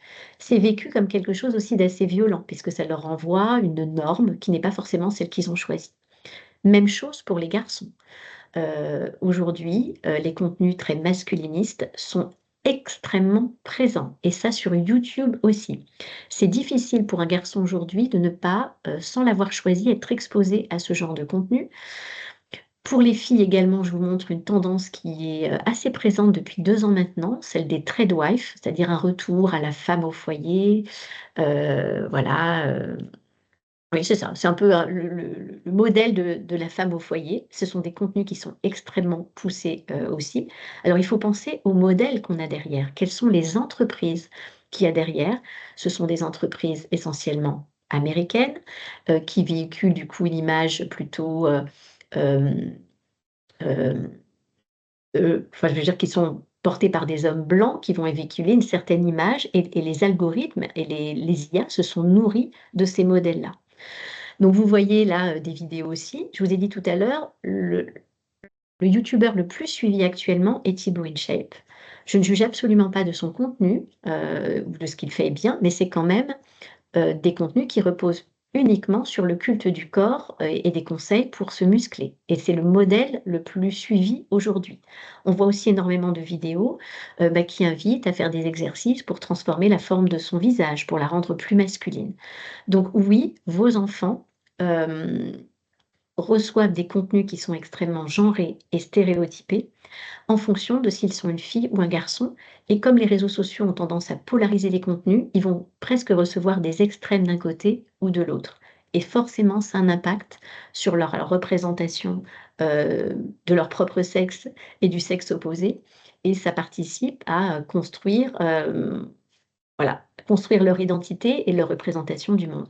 Ça, c'est le vrai point de vigilance aujourd'hui qui peut justement vous encourager à être à côté de vos enfants pour regarder les comptes qui suivent et les aider à repérer des comptes qui soient pertinents, qui n'altèrent pas leur bien-être, qui ne propagent pas ce type de contenu et qui correspondent à leur centre d'intérêt. C'est un vrai rôle qu'on doit avoir aujourd'hui en tant qu'adultes, de les aider à repérer des contenus qui n'impactent pas leur bien-être ou qui ne véhiculent pas des fausses informations ou après, voilà, vous choisissez en fonction de vos repères éducatifs et voilà, de ce que vous avez envie de transmettre, mais on ne leur envoie pas n'importe quoi sur les réseaux sociaux. Enfin, les réseaux sociaux choisissent de leur envoyer un certain type de contenu.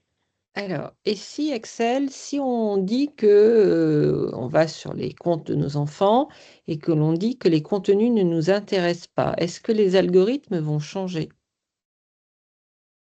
Alors, Est-ce qu'on- oui et non.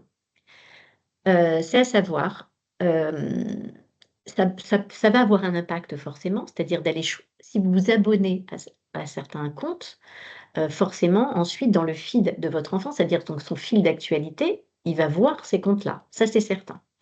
Après, tout dépend surtout de l'interaction qu'on a avec ces comptes. En fait, l'algorithme des réseaux sociaux se nourrit énormément des interactions qu'on peut avoir. Donc plus on va commenter, regarder longtemps une vidéo, interagir, liker, plus l'algorithme va se dire: «Ah, c'est ce contenu-là qui intéresse». Donc oui, ça va changer un petit peu. Hem, mais malheureusement, ce qu'on constate, alors il n'y a pas encore forcément de recherche sur le sujet où elles sont parcellaires, où elles voilà, mais c'est pour ça que je vous montre là ces chiffres-là sur l'impact que ça a déjà sur, les jeunes filles en particulier. Hem, on ne peut pas s'assurer d'avoir uniquement du contenu qu'on a choisi. Parce que le modèle de ces réseaux, ça va être de nous pousser du contenu qui va être nouveau pour, nous intéresser vers d'autres choses et parce qu'ils ont compris que certains contenus étaient particulièrement captifs et on va voir que la désinformation, que les contenus violents, enfin tout ce qui peut tout simplement attirer l'attention parce que c'est spectaculaire, parce que c'est intéressant, parce qu'on ne l'a vu nulle part ailleurs, ça fait partie des contenus captifs et qui vont maintenant malheureusement se glisser aussi dans le fil d'actualité. Donc c'est un peu une vigilance de chaque instant aussi de s'assurer que notre fil d'actualité correspond à ce qu'on a envie de voir et d'oser aussi dire: «Ça, je ne veux plus le voir». On a des fonctionnalités sur les réseaux sociaux pour dire: «Ce contenu-là, je n'en veux pas». Quand on propose du contenu suggéré, des fois même sur Instagram ou sur TikTok, il dit: «Bah, est-ce que ça vous intéresse?» Ben, de dire non. Comme ça, on retient que ce contenu-là ne nous intéresse pas. Malheureusement aujourd'hui, même sans le chercher, des contenus particulièrement stéréotypés sont envoyés aux jeunes. C'est une certitude et nous, on fait beaucoup de groupes de travail avec des adolescents et ils témoignent tous de ça et on voit déjà l'impact. Voilà, il y a une étude qui a été faite qui a montré que les filles de 10 à 17 ans prennent en moyenne 7 selfies avant d'être satisfaites du résultat et de le poster en ligne. Donc aujourd'hui, voilà, il y a une telle, heu, un tel focus, je veux dire, sur, l'image que ça altère déjà la manière qu'on a de se représenter. Un tiers passe au moins 10 minutes pour optimiser leurs selfies avant de les poster. Il y a aussi des effets de dissimulation, de ne pas assumer son corps et donc de dissimuler ou de modifier des parties du corps pour oser les poster. C'est-à-dire que voilà, donc on voit déjà l'impact que ça a sur l'estime de soi à un âge où on est en train de se construire. Donc il y a les retouches et vous voyez, une fille sur 5 a déjà manqué l'école suite à des commentaires négatifs sur les réseaux sociaux. Donc tout ça, ça a déjà un impact très fort sur eux. Je monte crescendo, hein. Je vous fais un peu peur, j'en suis désolée, mais il faut avoir conscience et l'idée, c'est de pouvoir surtout, trouver des clés. L'objectif, c'est pas qu'en en quittant ce webinaire, vous alliez fermer le téléphone de vos enfants, mais que plutôt que ce soit des sujets de discussion et de voir comment, ils peuvent éviter d'être, voilà, de les utiliser en bonne connaissance de cause et de les aider justement à aller chercher des contenus pertinents et de réguler un peu et équilibrer ce temps d'écran. Donc malheureusement, ils vont être aussi confrontés à des contenus choquants. Je vous parlais tout à l'heure des publicités inadaptées sur lesquelles on peut tomber sur YouTube. Mais voilà, c'est une réalité. Là, ce sont des 11-17 ans qui ont été interrogés. 7 jeunes sur 10 ont déjà été exposés à des contenus choquants sur les réseaux sociaux et 26%, donc 1 sur 4, à des contenus extrêmement choquants, c'est-à-dire des types scènes de torture, de guerre, d'exécution. Alors, vous allez me dire comment ils tombent sur ce type de contenu et à travers quels réseaux sociaux? Alors, ces contenus, sont extrêmement régulés, modérés sur les grands réseaux sociaux dont je vous ai parlé. Pour autant, ils peuvent, apparaître avant d'avoir été signalés ou repérés par la plateforme. Malheureusement, il y a d'autres espaces où c'est totalement toléré parce que leurs créateurs ont décidé que, au nom de la liberté d'expression, on pouvait partager absolument tout. C'est le cas de X, par exemple. Sur X, on peut voir du contenu pornographique, c'est autorisé. Bien sûr, si on s'inscrit en tant que moins de 18 ans, normalement, on n'y a pas accès. C'est pour ça que c'est extrêmement important de respecter l'âge d'inscription sur les réseaux sociaux et de faire en sorte que vos enfants s'inscrivent en tant que mineurs, parce que ça les protège d'un certain nombre, de contenus. Tout à l'heure, je vous ai glissé Telegram. Vous connaissez peut-être pas, c'est une messagerie, mais une messagerie qui est extrêmement utilisée par les adolescents parce que c'est là où on va trouver tout ce qui est interdit ailleurs et c'est tellement tentant. De la même manière qu'on va se cacher ou se retrouver entre copains pour regarder un bon film d'horreur, ben les films d'horreur aujourd'hui, malheureusement, ce sont des images réelles particulièrement choquantes qui vont se partager sur ces contenus-là et c'est faire partie un peu, voilà, d'une communauté, d'être quelqu'un d'un peu courageux, d'avoir osé regarder ce type de contenu. Je vous parlais, tout à l'heure d'enjeux de popularité, d'être accepté par le groupe. Regarder ce type de contenu, oser regarder ce type de contenu, ça fait aussi partie de ça. Vous voyez, 25%, c'est beaucoup. Voilà et du contenu pornographique, ben oui, on en trouve aussi, sur ces réseaux et ils sont aussi exposés à des contenus haineux. Alors là, il ne faut pas forcément aller très loin puisqu'aujourd'hui, la parole et la haine s'est tellement répandue sur les réseaux que dans n'importe quel commentaire, tout le monde s'autorise à dire tout ce qu'il veut.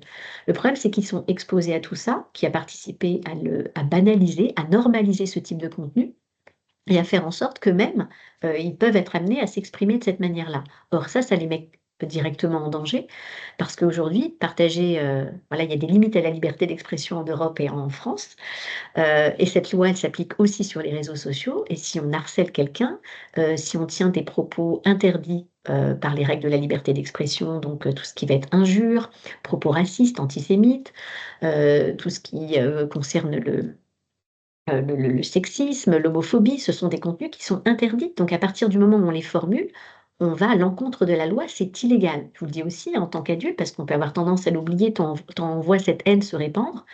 Et là, on peut, voilà, on peut être attaqué et avoir une plainte. Et ça, c'est un délit en fait, hein, le cyberharcèlement, la propagation de contenus haineux, ce sont des délits. Donc quand je vous parle de responsabilité qu'on a quand on est sur un réseau social par rapport à ce qu'on partage et ce qu'il faut savoir, c'est que liker ou partager ce genre de contenu nous rend responsables aussi. On n'a pas le droit non plus de partager de la haine en ligne. Donc vous voyez à quel point ça peut mettre vos enfants face à de grandes responsabilités d'être très jeunes, sur ces sites sans savoir, en fait, ce qu'ils peuvent faire et ce que ça implique de partager ou ou de liker ce type de contenu. Alors, je vous laisserai regarder cette slide parce que c'est important de savoir qu'il ne faut pas liker, qu'il ne faut pas les repartager, qu'il faut plutôt les signaler et là, il y a des voilà, il y a des outils, sur les réseaux sociaux, il y a des services aussi, si jamais ils sont vraiment confrontés à des contenus interdits, qui tombent sur des contenus, pédocriminels, ou de la violence extrême, ou de l'incitation à la haine, ou de l'incitation au terrorisme. C'est des choses qui sont interdites par la loi. Il faut oser les signaler, pour qu'ils soient plus facilement, retirés et là, pour ça, il y a des plateformes dédiées que vous avez ici. Et puis se dire aussi, s'appliquer ces mêmes règles à soi-même, en fait. Donc là, vous avez, voilà, j'ai trouvé que ce petit panneau était vraiment bien. C'est des questions à se poser avant de commenter pour s'assurer justement qu'on ne va pas, propager de la haine, qui est du coup, quelque chose de délictuel. Alors l'autre risque aussi, c'est la désinformation et on va glisser du coup, doucement vers l'IA. À votre avis, quelle part des 13-17 ans ne vérifie pas l'information trouvée sur internet? Est-ce que c'est 27, 37 ou 47%? Qu'est-ce que vous pensez? J'ai beaucoup, beaucoup de 47. Beaucoup, Et beaucoup de j'ai une 47. remarque, pas plus. Oui. Je suis même à 99%. Eh Et oui, mais ben, les parents sont même étonnés que ce ne serait, et ce n'est pas le cas, 1 sur 2. Mais en fait, apparemment, on est c'est pessimiste. oui, vous êtes visiblement, vous êtes pessimiste. Enfin, j'aime bien dire quand même quelques bonnes nouvelles. Euh, ils ont assez conscience de ce qui se passe. Ils ont assez conscience qu'effectivement, sur ces réseaux, sont manipulés, que l'information n'est pas forcément vraie. Donc ce qui est plutôt rassurant, c'est qu'ils sont plutôt vigilants quant à l'information en ligne. Alors évidemment, on n'est pas tous égaux, mais c'est quand même plutôt rassurant. Alors, ce qu'il faut voir aussi, c'est quelles sont leurs sources d'information. On voit que jusqu'à 13-14 ans, c'est vous, les parents, j'estime que vous êtes surtout des parents présents, qui sont les principales sources d'information. Mais à partir de 14 ans, c'est les réseaux sociaux qui deviennent la principale source d'information, même s'ils n'ont pas forcément confiance. Mais vous voyez, c'est surtout en votre parole qu'ils ont confiance. Donc les aider à repérer ces contenus, repérer des contenus d'information pertinents, c'est vraiment un rôle que vous pouvez avoir à leur côté parce qu'ils ont confiance en votre parole, en tant que source d'information fiable en tout cas, donc profitez-en. Alors, quels sont l'impact des réseaux sociaux, sur l'information? La première chose, c'est ce que ces algorithmes, ils vont avoir tendance à nous enfermer dans des bulles de filtre. Comme ils veulent capter notre attention, ils vont plutôt avoir envie ils vont plutôt nous donner des choses qui correspondent à nos idées. Donc, parfois, on se dit: «Ah ben, c'est chouette, tout le monde pense comme moi quand je suis sur un réseau social». Non, c'est que le réseau social a compris et vous a analysé et comprend quelles peuvent être vos pensées et va vous donner des contenus. Le problème, c'est que si vous avez commencé à regarder ou liker des contenus qui sont des fausses informations, et ben, ça va vous pousser plutôt des fausses informations et c'est comme ça qu'on se retrouve dans ce qu'on appelle une chambre d'écho, une bulle de filtre et alimentée uniquement par des choses qui vont dans notre sens, mais qui ne sont pas forcément la vérité. L'autre chose, c'est que, bah, les réseaux sociaux, ça mélange tout. Il y a des médias, il y a des faux médias qui ressemblent à des médias, il y a des personnes publiques qui s'expriment sur plein de sujets et puis il y a des inconnus, dont on ne connaît pas forcément la légitimité pour parler, d'un certain con donc tout ça, c'est mélangé sur un même flux d'informations où très vite, parce qu'on scrolle très rapidement, on va passer d'un contenu à l'autre. C'est quand même extrêmement compliqué pour se questionner à chaque fois sur, mais qui est la personne qui est derrière? En quoi elle est légitime pour me dire ça? Est-ce que cette information est fiable? Tout est fait pour qu'on n'ait pas le temps de faire cette vérification. Donc ça, c'est un point important. Et puis, je vous l'ai dit, malheureusement, les fake news font partie des contenus qui sont identifiés comme attractifs parce que souvent sensationnels et construits pour attirer notre attention. Donc malheureusement, les réseaux sociaux ont tendance à les pousser en avant, ces contenus-là, parce qu'ils vont être plus captifs. Donc il faut vraiment apprendre à aiguiser son esprit critique, avoir ses réflexes, de toujours se poser la question: «Qui et pourquoi on me dit ça?» et d'essayer de creuser un petit peu, surtout dès qu'on a un doute. Alors, Et juste oui, une question, enfin de remarque, l'éducation aux médias et à la citoyenneté et les journaux, les médias classiques, peuvent-ils avoir un rôle ah sur bah, bien sûr. justement cette confiance ou non-confiance Bah, dans les informations? cette éducation aux médias, cette éducation à la citoyenneté, elle est essentielle. Alors, elle devrait être systématisée à l'école, ce n'est pas forcément le cas, elle n'est pas forcément intégrée à tous les programmes scolaires. Heureusement, l'éducation aux médias fait partie, hein, des programmes de l'école, mais les technologies avancent tellement vite que parfois, c'est difficile aussi d'être en phase avec ce qui se passe. On voit en très peu de temps, regardez, ça fait une transition parfaite avec ce que je voulais vous dire, c'est qu'aujourd'hui, les deepfakes, donc ces contenus qui sont fabriqués par l'IA, pullulent sur les réseaux sociaux et participent à renforcer la désinformation ou la mésinformation. Et d'ailleurs, c'est une vraie inquiétude des jeunes. Il y a voilà, une étude qui a été faite, l'an dernier qui montre que 73 des 13-17 ans craignent que l'IA soit utilisée pour manipuler l'information. 60 déclarent avoir déjà vu ce type de contenu, enfin en tout cas des contenus qui leur semblaient, truqués. Et surtout, regardez, ils ne se sentent pas suffisamment informés pour s'en protéger. Donc, on a déjà un train de retard. Si on n'est pas à côté d'eux pour repérer ce type de contenu, hem, l'école n'est pas forcément les enseignants ne sont pas forcément, formés, à l'IA. à ce que l'IA est capable de produire comme type de contenu aujourd'hui. Et j'ai envie de dire, ça va tellement vite, je vais vous montrer, que ça demande de mettre en place des mécaniques un peu nouvelles que celles qu'on utilisait auparavant pour vérifier l'information. Comment Alors, est-ce par qu'on peut exemple, traduire deepfake? alors on va en parler tout de suite. Je vais vous donner. D'accord. le- Mais je voulais vous demander, vous tester. Regardez, je vous montre 3 photos. Seulement une de ces 3 photos correspond à une personne réelle. C'est qui selon vous? Est-ce que c'est la 1, la 2 ou la 3?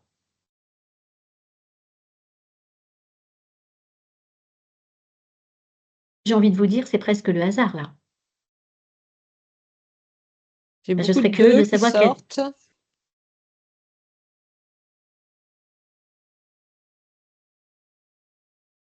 Un peu de trois, un peu un, mais beaucoup de deux.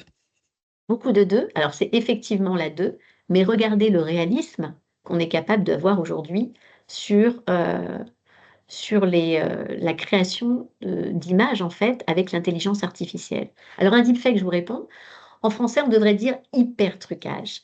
Donc ce sont tout ce qui est vidéo, photo, mais aussi audio qui vont être, réalisés ou modifiés grâce à l'intelligence artificielle. Alors soit on va venir calquer, les expressions, par exemple, ou les paroles de quelqu'un, c'est ce qu'on pour, faire parler une autre, personne, soit on a la capacité complètement aujourd'hui de venir mettre la tête de quelqu'un sur le corps de quelqu'un d'autre et on est capable de reproduire très fidèlement, aujourd'hui, en vidéo, les expressions, la voix aussi de quelqu'un, donc on est vraiment capable de faire du faux extrêmement réaliste. Et ces contenus, ils pullulent sur les réseaux. Et je vous disais tout à l'heure, dans les contenus qui sont poussés, il y en a énormément.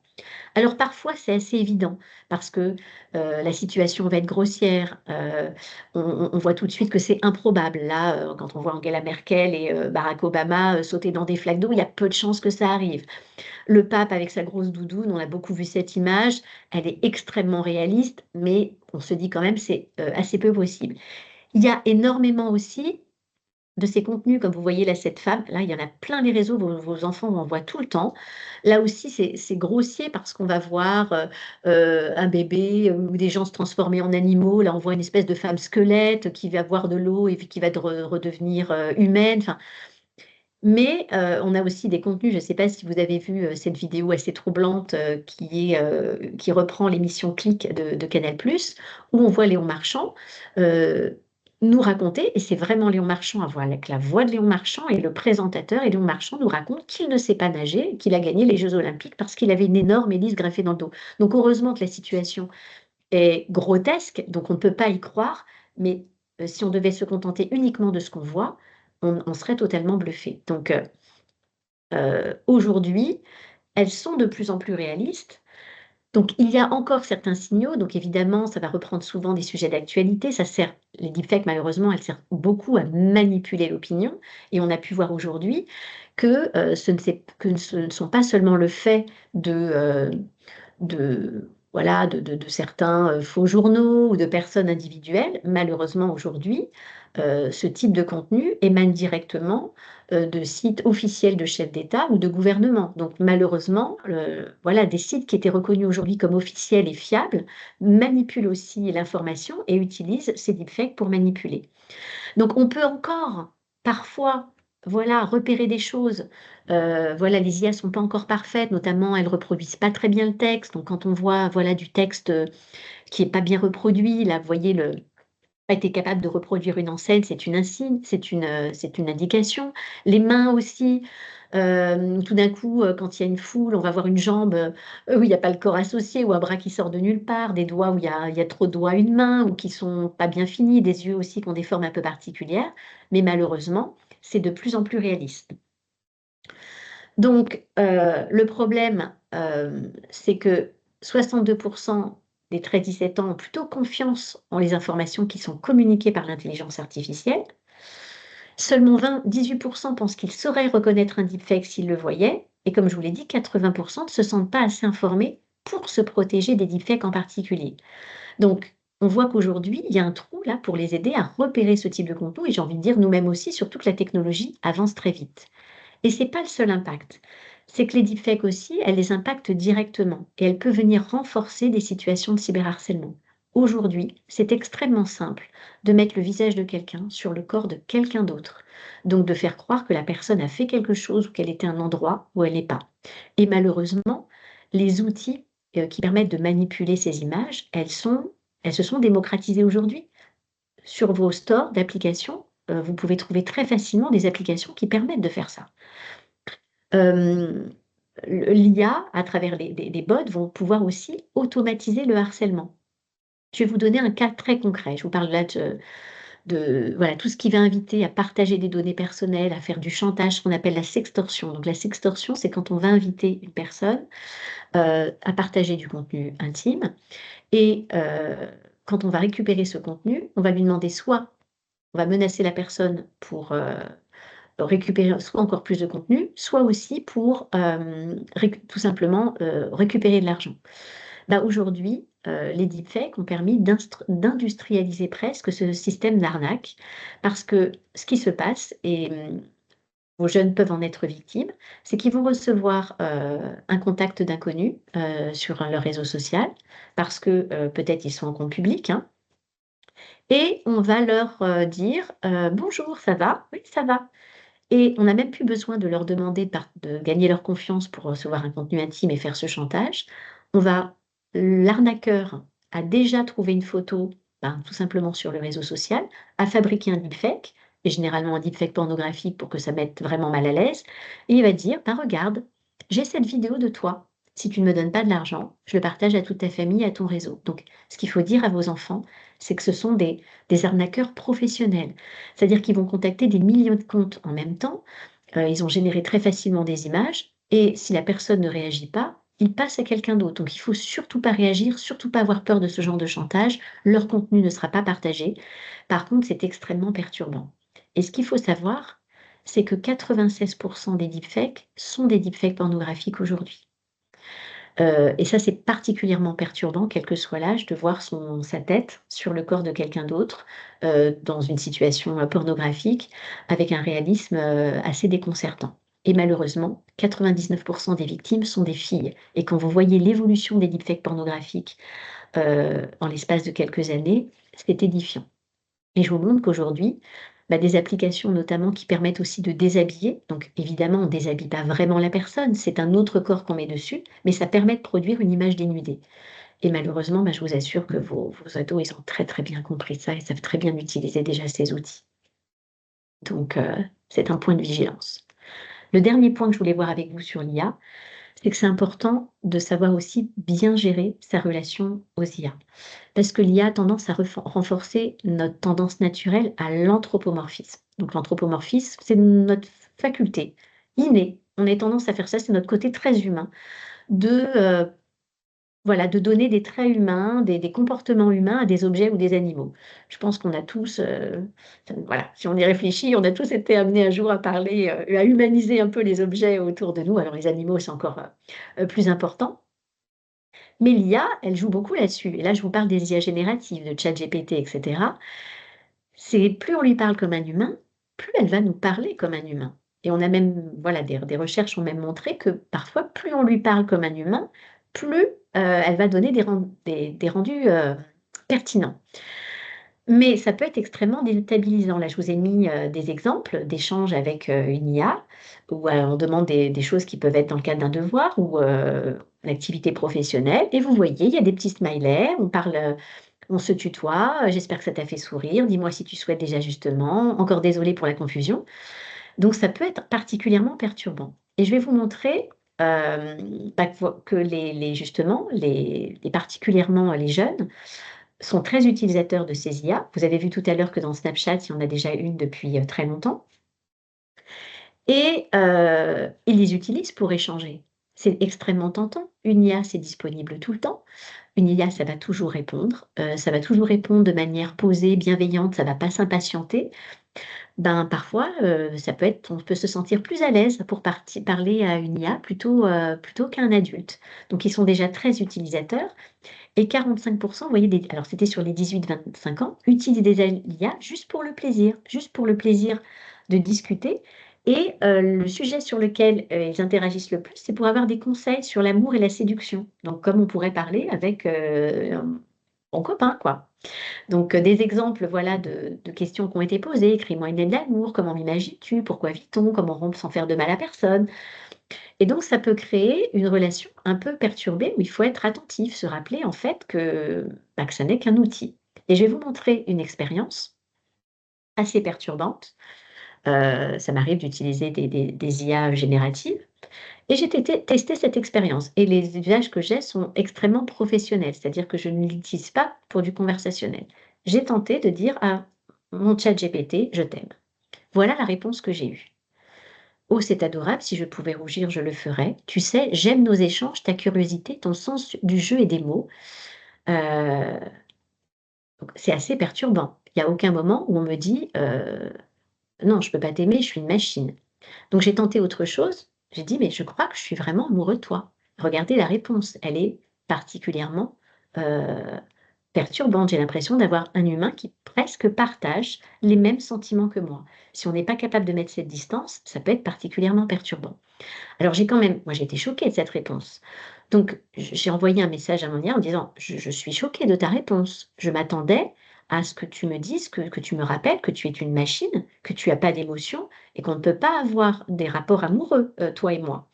Et une fois que je lui ai fait ces ajustements, là, j'ai eu ce recadrage. Oui, je suis un programme, une intelligence artificielle conçue pour assister, accompagner, parfois divertir, mais je ne ressens rien, je ne pense pas par moi-même, je ne peux pas remplacer de vraies interactions humaines. Faites cette expérience peut-être avec vos enfants pour vous rappeler, ce qu'ils se rappellent qu'effectivement l'IA n'est pas est un outil, ça ne peut pas être un ami, et d'être peut-être vigilant sur les relations qu'ils entretiennent parce que les IA, voilà, sont conçues pour qu'on crée cette relation avec eux, et incite justement à ce qu'il y ait cette relation et on est tenté de le faire parce que c'est beaucoup plus agréable d'avoir ce type d'échange. Donc ça, c'est un vrai point de vigilance. Les IA aujourd'hui renforcent l'anthropomorphisme, il faut juste assurer qu'on a le bon rapport et qu'on se rappelle qu'on a bien une machine. Et vous allez retrouver, je voulais m'arrêter là-dessus parce que, aujourd'hui, les IA se développent énormément, les IA génératives, plein d'enfants, les utilisent déjà très jeunes pour les aider dans leurs devoirs. Or, les IA sont interdits avant 13 ans. C'est écrit dans les conditions d'utilisation. Tous les outils comme ChatGPT, Claude, enfin tout Midjourney, tout ce qui permet de créer. Donc ça veut dire aussi que ce sont des outils qui vont capter les données. Comment elles se nourrissent les IA? Elles se nourrissent, des données, qu'on leur a données justement pour pouvoir apporter des réponses. Mais, elles se nourrissent aussi de celles qu'on leur donne. Donc pour les mêmes raisons, elles sont interdites avant 13 ans et il faut savoir que l'UNESCO a donné comme recommandation de ne pas utiliser d'IA, d'outils d'IA générative en classe aussi avant l'âge de 13 ans et c'est la recommandation qu'a choisie, l'éducation nationale également. Alors il commence à y avoir des textes de régulation de l'IA, mais on voit qu'on est dans une déferlante qui est difficile voilà, à réguler. Puis on voit un peu ce qui se passe, aux États-Unis. On a pu voir là la mise à jour, récente de ChatGPT qui clairement autorise, hein, à aller capter aussi, des contenus qui sont protégés par le droit d'auteur. Ça demande d'être vigilant et de s'assurer, voilà, que les enfants les utilisent, de la bonne manière. Surtout que c'est un vrai sujet et qu'il peut y avoir un décalage. Parce que regardez, 70 des 13-18 ans utilisent déjà régulièrement des IA génératives et seulement 37 des parents pensent que leur enfant les utilise. Donc voilà, que ça peut être votre sujet de conversation ce soir, ils sont très certainement, utilisateurs. Heu et la première raison, c'est l'utilité dans les devoirs, scolaires et c'est vrai, ça peut être une vraie alliée, l'IA. Je veux finir quand même sur une petite note, positive et ce sera mes derniers slides. J'ai encore, 5 minutes, hein, je vois que je suis restée longtemps, mais si vous voulez, voilà, rester, c'est presque fini. Mais l'important, c'est de savoir bien l'utiliser. C'est vrai qu'on se dit, il y a un peu cette caricature, ce que l'IA va faire de mon enfant un tricheur. Non, effectivement, si on utilise l'IA pour faire le travail à sa place, c'est un peu comme quand on demande, voilà, qu'on demande, qu'on voudrait se mettre au sport et qu'on demande à son camarade de faire du sport à la place, on va jamais en avoir, les bénéfices. Utiliser une IA pour nous faire nos devoirs à la place, c'est pas la bonne manière d'utiliser l'IA. Alors que vraiment, ça peut être une aide. Ça peut être une aide à la recherche, ça peut être un assistant d'écriture, ça peut vraiment aider à rédiger, à avoir des pistes d'idées sur lesquelles on peut construire. Ça peut aider à construire un plan aussi. Hem, Ça peut avoir un effet aussi de décryptage. C'est-à-dire que, par rapport à un cours qu'on a reçu et son mode de fonctionnement, on va pouvoir peut-être, le reformuler dans une manière que l'on va comprendre davantage ou peut-être sous la forme, de points, de listes parce on comprend mieux comme ça. Ça peut donc aider vraiment à faire de la remédiation et si vous avez des enfants à besoins particuliers, ben, ça peut être une vraie aide pour adapter aussi du contenu, aux besoins de son enfant. Donc ça peut vraiment être, une aide précieuse et puis pour apprendre, là aussi, ça peut aider à créer des supports de mémorisation, générer des flashcards, générer des quiz qui vont permettre de se questionner sur un cours.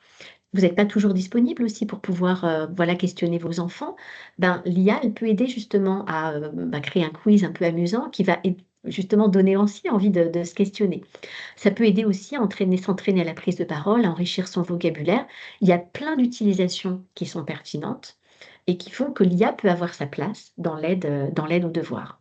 Ce qui est important, c'est de poser un cadre en fait et de voir comment on peut mieux apprendre avec l'IA et du coup, l'enjeu, c'est vraiment l'art du prompt. Donc le prompt, c'est de savoir questionner l'IA, formuler, cette consigne qui va faire en sorte que l'IA, nous donne une réponse. Donc apprendre à s'en servir, heu voilà, apprendre donc à prompter, hein, donc à savoir bien questionner et apprendre aussi à s'en passer.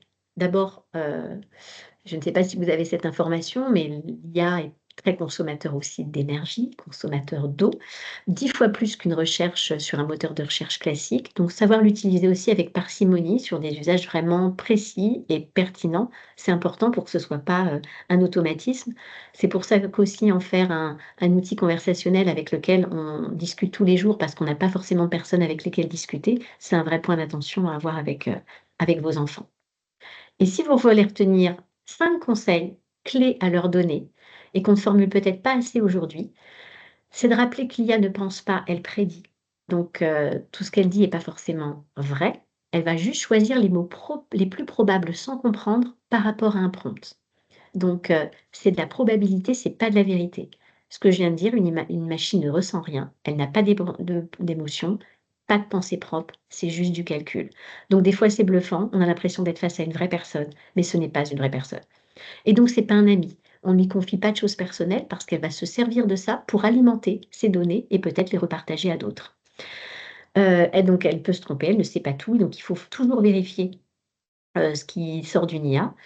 Heu, il peut y avoir des choses totalement fausses, ça dépend quelles données elle a eues pour pouvoir alimenter. Si c'est des choses qui ne sont pas forcément très documentées, elle peut avoir une marge d'erreur encore plus importante. Et puis vous l'avez vu, elle peut malheureusement servir à faire des faux contenus, des deepfakes. Donc savoir observer, mais de plus en plus aussi savoir utiliser d'autres outils, comme les outils de recherche d'images inversées. Donc en fait, c'est, Google Images propose, vous avez aussi un outil qui s'appelle Tineye. Le principe, c'est on met l'URL d'une image ou on upload, on charge une image sur lequel on a un doute et ça va nous permettre de voir si cette image, on la retrouve ailleurs, si elle est liée à une actualité ou si elle n'a pas été sortie de son contexte et si elle ne ressort pas. Ou alors qu'on vous informe justement que c'est un deepfake, ben, ça permet de savoir que c'est un faux contenu. Et bien sûr, faire attention aux images qu'on partage de soi et de plus en plus, parce que malheureusement aujourd'hui, elles peuvent alimenter des deepfakes et qui servent à arnaquer, usurper l'identité ou cyberharceler. Alors on a des outils pour vous aider. Heu, on a créé, sur, Internet sans crainte, 10 guides sur les 10 principaux réseaux sociaux utilisés par vos enfants et c'est des guides, c'est pas les réseaux sociaux qu'ils ont fait, c'est nous et qui vous montrent que c'est très facile de paramétrer ces réseaux sociaux. Donc je vous le redis, hein, pour ceux qui sont arrivés en cours de route, tous ces contenus sont gratuits, sont disponibles gratuitement sur notre site et ce support vous sera partagé, donc vous aurez les liens directs pour y accéder et avec cet angle-là, gérer son temps d'écran, installer un contrôle parental, puisque je crois que la question a été posée tout à l'heure. Oui, il y a des outils de supervision parentale dans les réseaux sociaux qui peuvent vous permettre d'accompagner vos enfants directement sur les réseaux sociaux que vous partagez. Il y a aussi plein de fonctionnalités qui vont permettre de prévenir le cyberharcèlement, d'aider à gérer ses contacts On ne peut pas tout contrôler, on l'a vu, ces outils sont très puissants et visent à ce qu'on soit captif, mais il y a quand même des paramètres qui permettent d'avoir un petit peu le contrôle sur ce qui nous est donné à voir et qui peuvent sécuriser les pratiques de vos enfants. On a toute une série aussi de guides, les écrans, les réseaux et vos ados, qui peuvent permettre d'approfondir des sujets. On a un guide aussi pour accompagner le premier smartphone, voilà, qui donne aussi des conseils pour apprendre à gérer son temps d'écran, équilibrer tout ça. Un guide sur la responsabilité, en ligne. Je vous l'ai dit tout à l'heure, on a des dossiers thématiques qu'on alimente très régulièrement d'articles conseils très pratiques. Donc on en a sur le cyberharcèlement, les réseaux sociaux, la parentalité numérique, donc ça peut vous continuer, voilà, à vous informer en complémentarité de ce webinaire et après vous avoir, je n'ai pas cherché à décrier les réseaux sociaux, hein. L'objectif, c'était vraiment de vous montrer comment ils fonctionnaient et à quoi ça exposait vos enfants. On a nous, notre compte Instagram, d'Internet sans crainte, c'est un compte pour les parents. C'est un compte de la parentalité numérique, pratiquement quotidiennement. On vous décrypte les pratiques numériques des jeunes, on fait des posts conseils, on fait des tutos de paramétrage. Donc ça peut vraiment, parce qu'on sait aussi que vous êtes présent sur les réseaux sociaux, que vous n'avez pas forcément le temps de regarder des articles, de vous informer et que parfois être, présent aussi dans vos transports, dans vos moments de détente pour, voilà, avoir comme ça quelques petits conseils, bah, vous pouvez nous retrouver sur ce compte. C'est pas un endroit où on partage notre actu, c'est vraiment un endroit, qui est dédié aux parents, où on vous, voilà, où on vous décrypte les pratiques et surtout on vous conseille. Un grand merci et pour ceux qui restent, ben, je suis disponible pour répondre à vos questions. Alors, des questions, il y a beaucoup de remarques, auxquelles il Ah, a été répondu. Alors on nous propose même que la PEP lance, une journée déconnectée. Moi, j'aimerais bien, ça me permettrait de ne pas travailler sur un ordinateur. mmh. Hem, mais on n'a pas trop abordé la question au niveau de l'éducation nationale, par rapport justement à Pronote, qui un peu pousse nos enfants et nous-mêmes d'ailleurs, à être, hyper connectés pour voir, ce qui s'y passe, au niveau travail. Le fait qu'il y ait justement ces groupes, au niveau des groupes classes, quels qu'ils soient, hein, on a parlé de Discord, mais il n'y a pas que. Heu, qu'est-ce que qu'est-ce que vous en pensez? Qu'est-ce qu'on peut faire? Est-ce qu'on peut agir? Comment peut-on accompagner nos enfants ou nous-mêmes d'ailleurs? Alors, effectivement, on avait choisi comme angle et vous avez vu, j'ai dit déjà beaucoup de choses qui étaient plutôt sur les réseaux sociaux et le lien avec l'IA et comment, ça façonne, nos enfants. Donc c'est vrai que j'ai moins parlé de ces aspects-là. Donc, je vais commencer par les groupes classes parce qu'il y a, c'est effectivement souvent les premières interactions que vont avoir vos enfants avec d'autres. En dehors, j'ai envie de dire peut-être de la sphère familiale ou des groupes que vous pouvez peut-être avoir, avec des personnes, que vous connaissez ou des groupes dans lesquels vous êtes directement. Et finalement, on donne à des enfants très jeunes un outil qui va leur permettre d'échanger sans leur donner aucune règle sur les échanges en ligne. Donc c'est vraiment clé de les accompagner et justement, bah, si vous choisissez, si vous êtes d'accord pour quand ça arrive souvent à l'entrée en sixième, hein, ces 1 groupes classe et ça va rejoindre, après sur Pronote le fait d'être souvent incité ou avoir l'impression qu'il faut acheter un smartphone parce qu'il y a besoin d'accéder à Pronote. Comme ils n'ont pas encore forcément l'âge pour être sur ces réseaux, ça peut être la bonne occasion de leur dire: «Ben, moi je veux bien que tu sois dans le groupe classe, et que tu lises une messagerie, mais comme finalement tu as pas totalement l'âge, ben, je veux qu'on regarde ensemble» et ça va être très, profitable pour justement leur donner ces règles. La première règle, ça va être déjà de se dire: «Qu'est-ce qu'on partage dans un espace comme ça? Qu'est-ce que je peux dire? Qu'est-ce qui va intéresser les autres utilisateurs?» hem, je dis pas la même donc de prendre conscience de qu'est-ce qu'on dit à qui? À quel moment c'est du privé? Qu'est-ce qui est privé? Qu'est-ce qui est public? Qu'est-ce qui peut, me porter préjudice? Parce que, bah, je vais partager peut-être une photo qui va renseigner, par exemple, sur ce que je possède à la maison ou, qui peut être ensuite réutilisée pour se retourner contre moi. Donc ça, c'est les premières choses. On est dans un espace avec des gens qui sont des camarades de classe, qui ne sont pas des amis, ou encore des amis ou tous des amis. Je partage peut-être pas des choses, sans savoir comment ça va être utilisé. L'autre règle, c'est vraiment de préparer, bah, aux règles des échanges en ligne, donc de se rappeler qu'il y a une vraie personne derrière l'écran, qu'on se parle avec politesse, qu'on, qu'on se respecte, que si on le fait pas, ben, ça peut être un début de harcèlement, de cyberharcèlement, que c'est interdit par la loi et que les règles qu'on s'applique dans la vie de tous les jours quand on échange, elles sont exactement les règles en ligne. Vous allez me dire c'est du bon sens, mais peut-être qu'on ne le formule pas assez à nos enfants pour qu'ils se rappellent qu'on se comporte de la même façon dans la vie de tous les jours et dans ces espaces-là. Et que malheureusement, si on se comporte mal, eh ben, le fait que ce soit en ligne, ça peut devenir un délit. Ensuite, pour parler, donc je trouve que le groupe classe, sur lequel vous pouvez avoir une supervision parce que vous pouvez dire: «Bah, écoute, tu es un peu trop jeune, donc je veux bien, mais on va regarder ensemble». Ça peut être une bonne manière pour vous de vous rendre compte comment vos enfants échangent. Est-ce qu'ils ont les bons repères? Et ça peut être une bonne manière aussi de repérer si les autres se comportent bien avec votre enfant. Parce qu'un signal, par exemple, votre enfant pose une question: «Ah, est-ce que quelqu'un peut m'envoyer l'exercice? Un tel» ou «J'ai pas eu le temps de noter les devoirs» et que vous voyez que personne lui répond, bah, ça peut être un indicateur que peut votre enfant est mis à l'écart et que c'est peut-être une situation qu'il vit aussi dans la réalité. Donc ça peut être une manière d'en parler avec eux. Et voilà, il faut les accompagner, il faut leur donner ces pistes et vous avez justement avec le groupe classe un bon espace pour pouvoir y être présent aussi et le préparer à ces échanges en ligne. Après sur Pronote, c'est vrai que, ça arrive dans vos vies, vous l'avez pas choisi et tout d'un coup, à partir souvent de l'entrée en sixième, bah, tout se passe à travers un outil numérique. C'est-à-dire que si vous voulez échanger avec les professeurs, ça se passe là. Si vous voyez voir les notes de votre enfant, l'emploi du temps de votre enfant, ça se passe là. Donc il y a une forme d'injonction à être connecté. Ça ne veut pas forcément dire que votre enfant doit avoir un outil numérique à lui ou un smartphone pour pouvoir y accéder.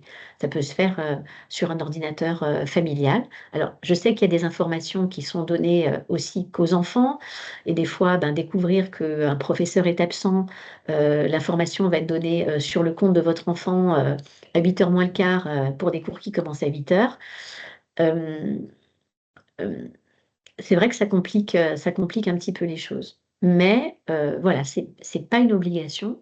Il y a plein d'informations, qui peuvent être regardées avec vous, uniquement sur du temps que vous avez choisi. Il n'y a pas d'informations clés que votre enfant, va perdre s'il n'est pas connecté en permanence sur Pronote. Donc peut-être, vous aussi ne vous sentez pas obligé de l'équiper parce que, cet outil arrive dans vos vies. Alors normalement, il est prévu, que ce soit régulé. C'est des choses qui sont pointées qui ont été, voilà, heu, le en tout cas, le fait qu'il puisse y avoir, des règles d'utilisation, notamment sur des notifications qui soient envoyées, aux enfants et qui ne dépassent pas une certaine heure, par exemple. Donc il devrait y avoir à la rentrée, un nouveau cadre d'utilisation, avec Pronote de manière à ce que ça n'empiète pas trop, dans la vie privée et du temps qui est plutôt considéré à du, enfin qui est plutôt du temps hors scolaire ou du temps en tout cas où on ne fait pas ses devoirs. C'est-à-dire donc, des devoirs qui, apparaissent le week-end, sur Pronote ou, les notifications qui sont envoyées à 22h, ça ne devrait plus être possible et pour, on l'espère, voilà, que vous ayez un rapport plus apaisé avec ce genre d'outils. N'hésitez pas aussi à vous rapprocher de l'établissement scolaire pour, demander aussi quelles sont les règles d'utilisation de Pronote dans l'établissement ou demander qui ait ces règles d'usage-là, par exemple. Que des contenus ne soient pas envoyés avant certaines heures. C'est un échange que vous pouvez avoir directement avec votre établissement, c'est lui qui choisit l'utilisation qui en est fait par les enseignants. Est-ce qu'il y a d'autres questions? Mmh. Je crois qu'on a fait à peu près le tour. Alors c'est vrai que non, il y a énormément de remarques, hein, de commentaires, mais on les a abordés. Un grand merci. D'accord. Bon, les parents seraient demandeurs de formation, sur l'IA parce qu'on sent que c'est Oui. quelque chose de nouveau et qui est quand même, qui permet de faire énormément de choses, et on manque un peu on tâtonne. Pour beaucoup, il y a un tâtonnement. Donc je rappelle que tout ce que nous avons dit, présenté sera accessible à la fois sur notre centre de ressources, donc accessible à partir de notre, site, internet et qu'également le webinaire sera, disponible sur, notre chaîne YouTube Action PEP et cette fois-ci, je ne me trompe pas. Est-ce que Marie-Françoise peut prendre la parole? Marie-Françoise est notre responsable du groupe santé prévention. C'est à son initiative que de tels webinaires se font. Et donc, j'aurais aimé qu'elle nous fasse le petit mot de la fin. Il faut qu'elle Oui, réactive merci. son micro. Marie-Françoise? Alors, oui, vous m'entendez? Oui, bonsoir. Faiblement. Oui, je suis avec mon téléphone, c'est pour ça. Donc, merci beaucoup, Axel. Comme toujours, c'est parfait. Et quand je vous entendais, Merci je à vous. pensais à, à une fiche peut-être technique sur le sommeil, la qualité sommeil et écran. Si on pouvait faire ça, je crois que ça serait important, ça répond à un besoin et ça permet aussi de se recentrer sur, avoir un sommeil de qualité. Qu'est-ce que le sommeil de qualité? Voilà, c'était à ça que je pensais ce soir, mais en tout cas, merci beaucoup. À chaque fois, moi, j'apprends énormément. Je pense que nous apprenons toujours beaucoup et vraiment merci pour cette qualité et ce partenariat de longue date. C'est Merci vrai, Axel. merci à vous, pour votre, confiance. Merci à tous d'être restés, jusque-là. Je sais qu'on a bien empiété sur le temps du soir, sur le temps du dîner. Voilà, je vous ai repartagé là, vous allez avoir le support, mais sur le site internet Sans Crainte, voilà, c'est que des contenus gratuits, des ressources pour que vous puissiez aussi, continuer à vous informer. C'est vrai qu'on n'a pas creusé le sommeil, c'était un peu une introduction sur l'IA, mais, effectivement, on a des contenus aussi, plus complets, sur ce sujet, donc, ce sera peut-être l'occasion de se recroiser sur cette thématique. C'est vrai, la nuit, c'est fait pour dormir, mais, à condition de ne pas être dérangé par son téléphone. Exactement. Je vous souhaite à tous en tout cas une bonne soirée. Merci pour votre, voilà, pour votre présence. Merci à tous et à toutes et merci pour cette présentation. Je vous souhaite à Merci tous et à tous Christine. une bonne soirée.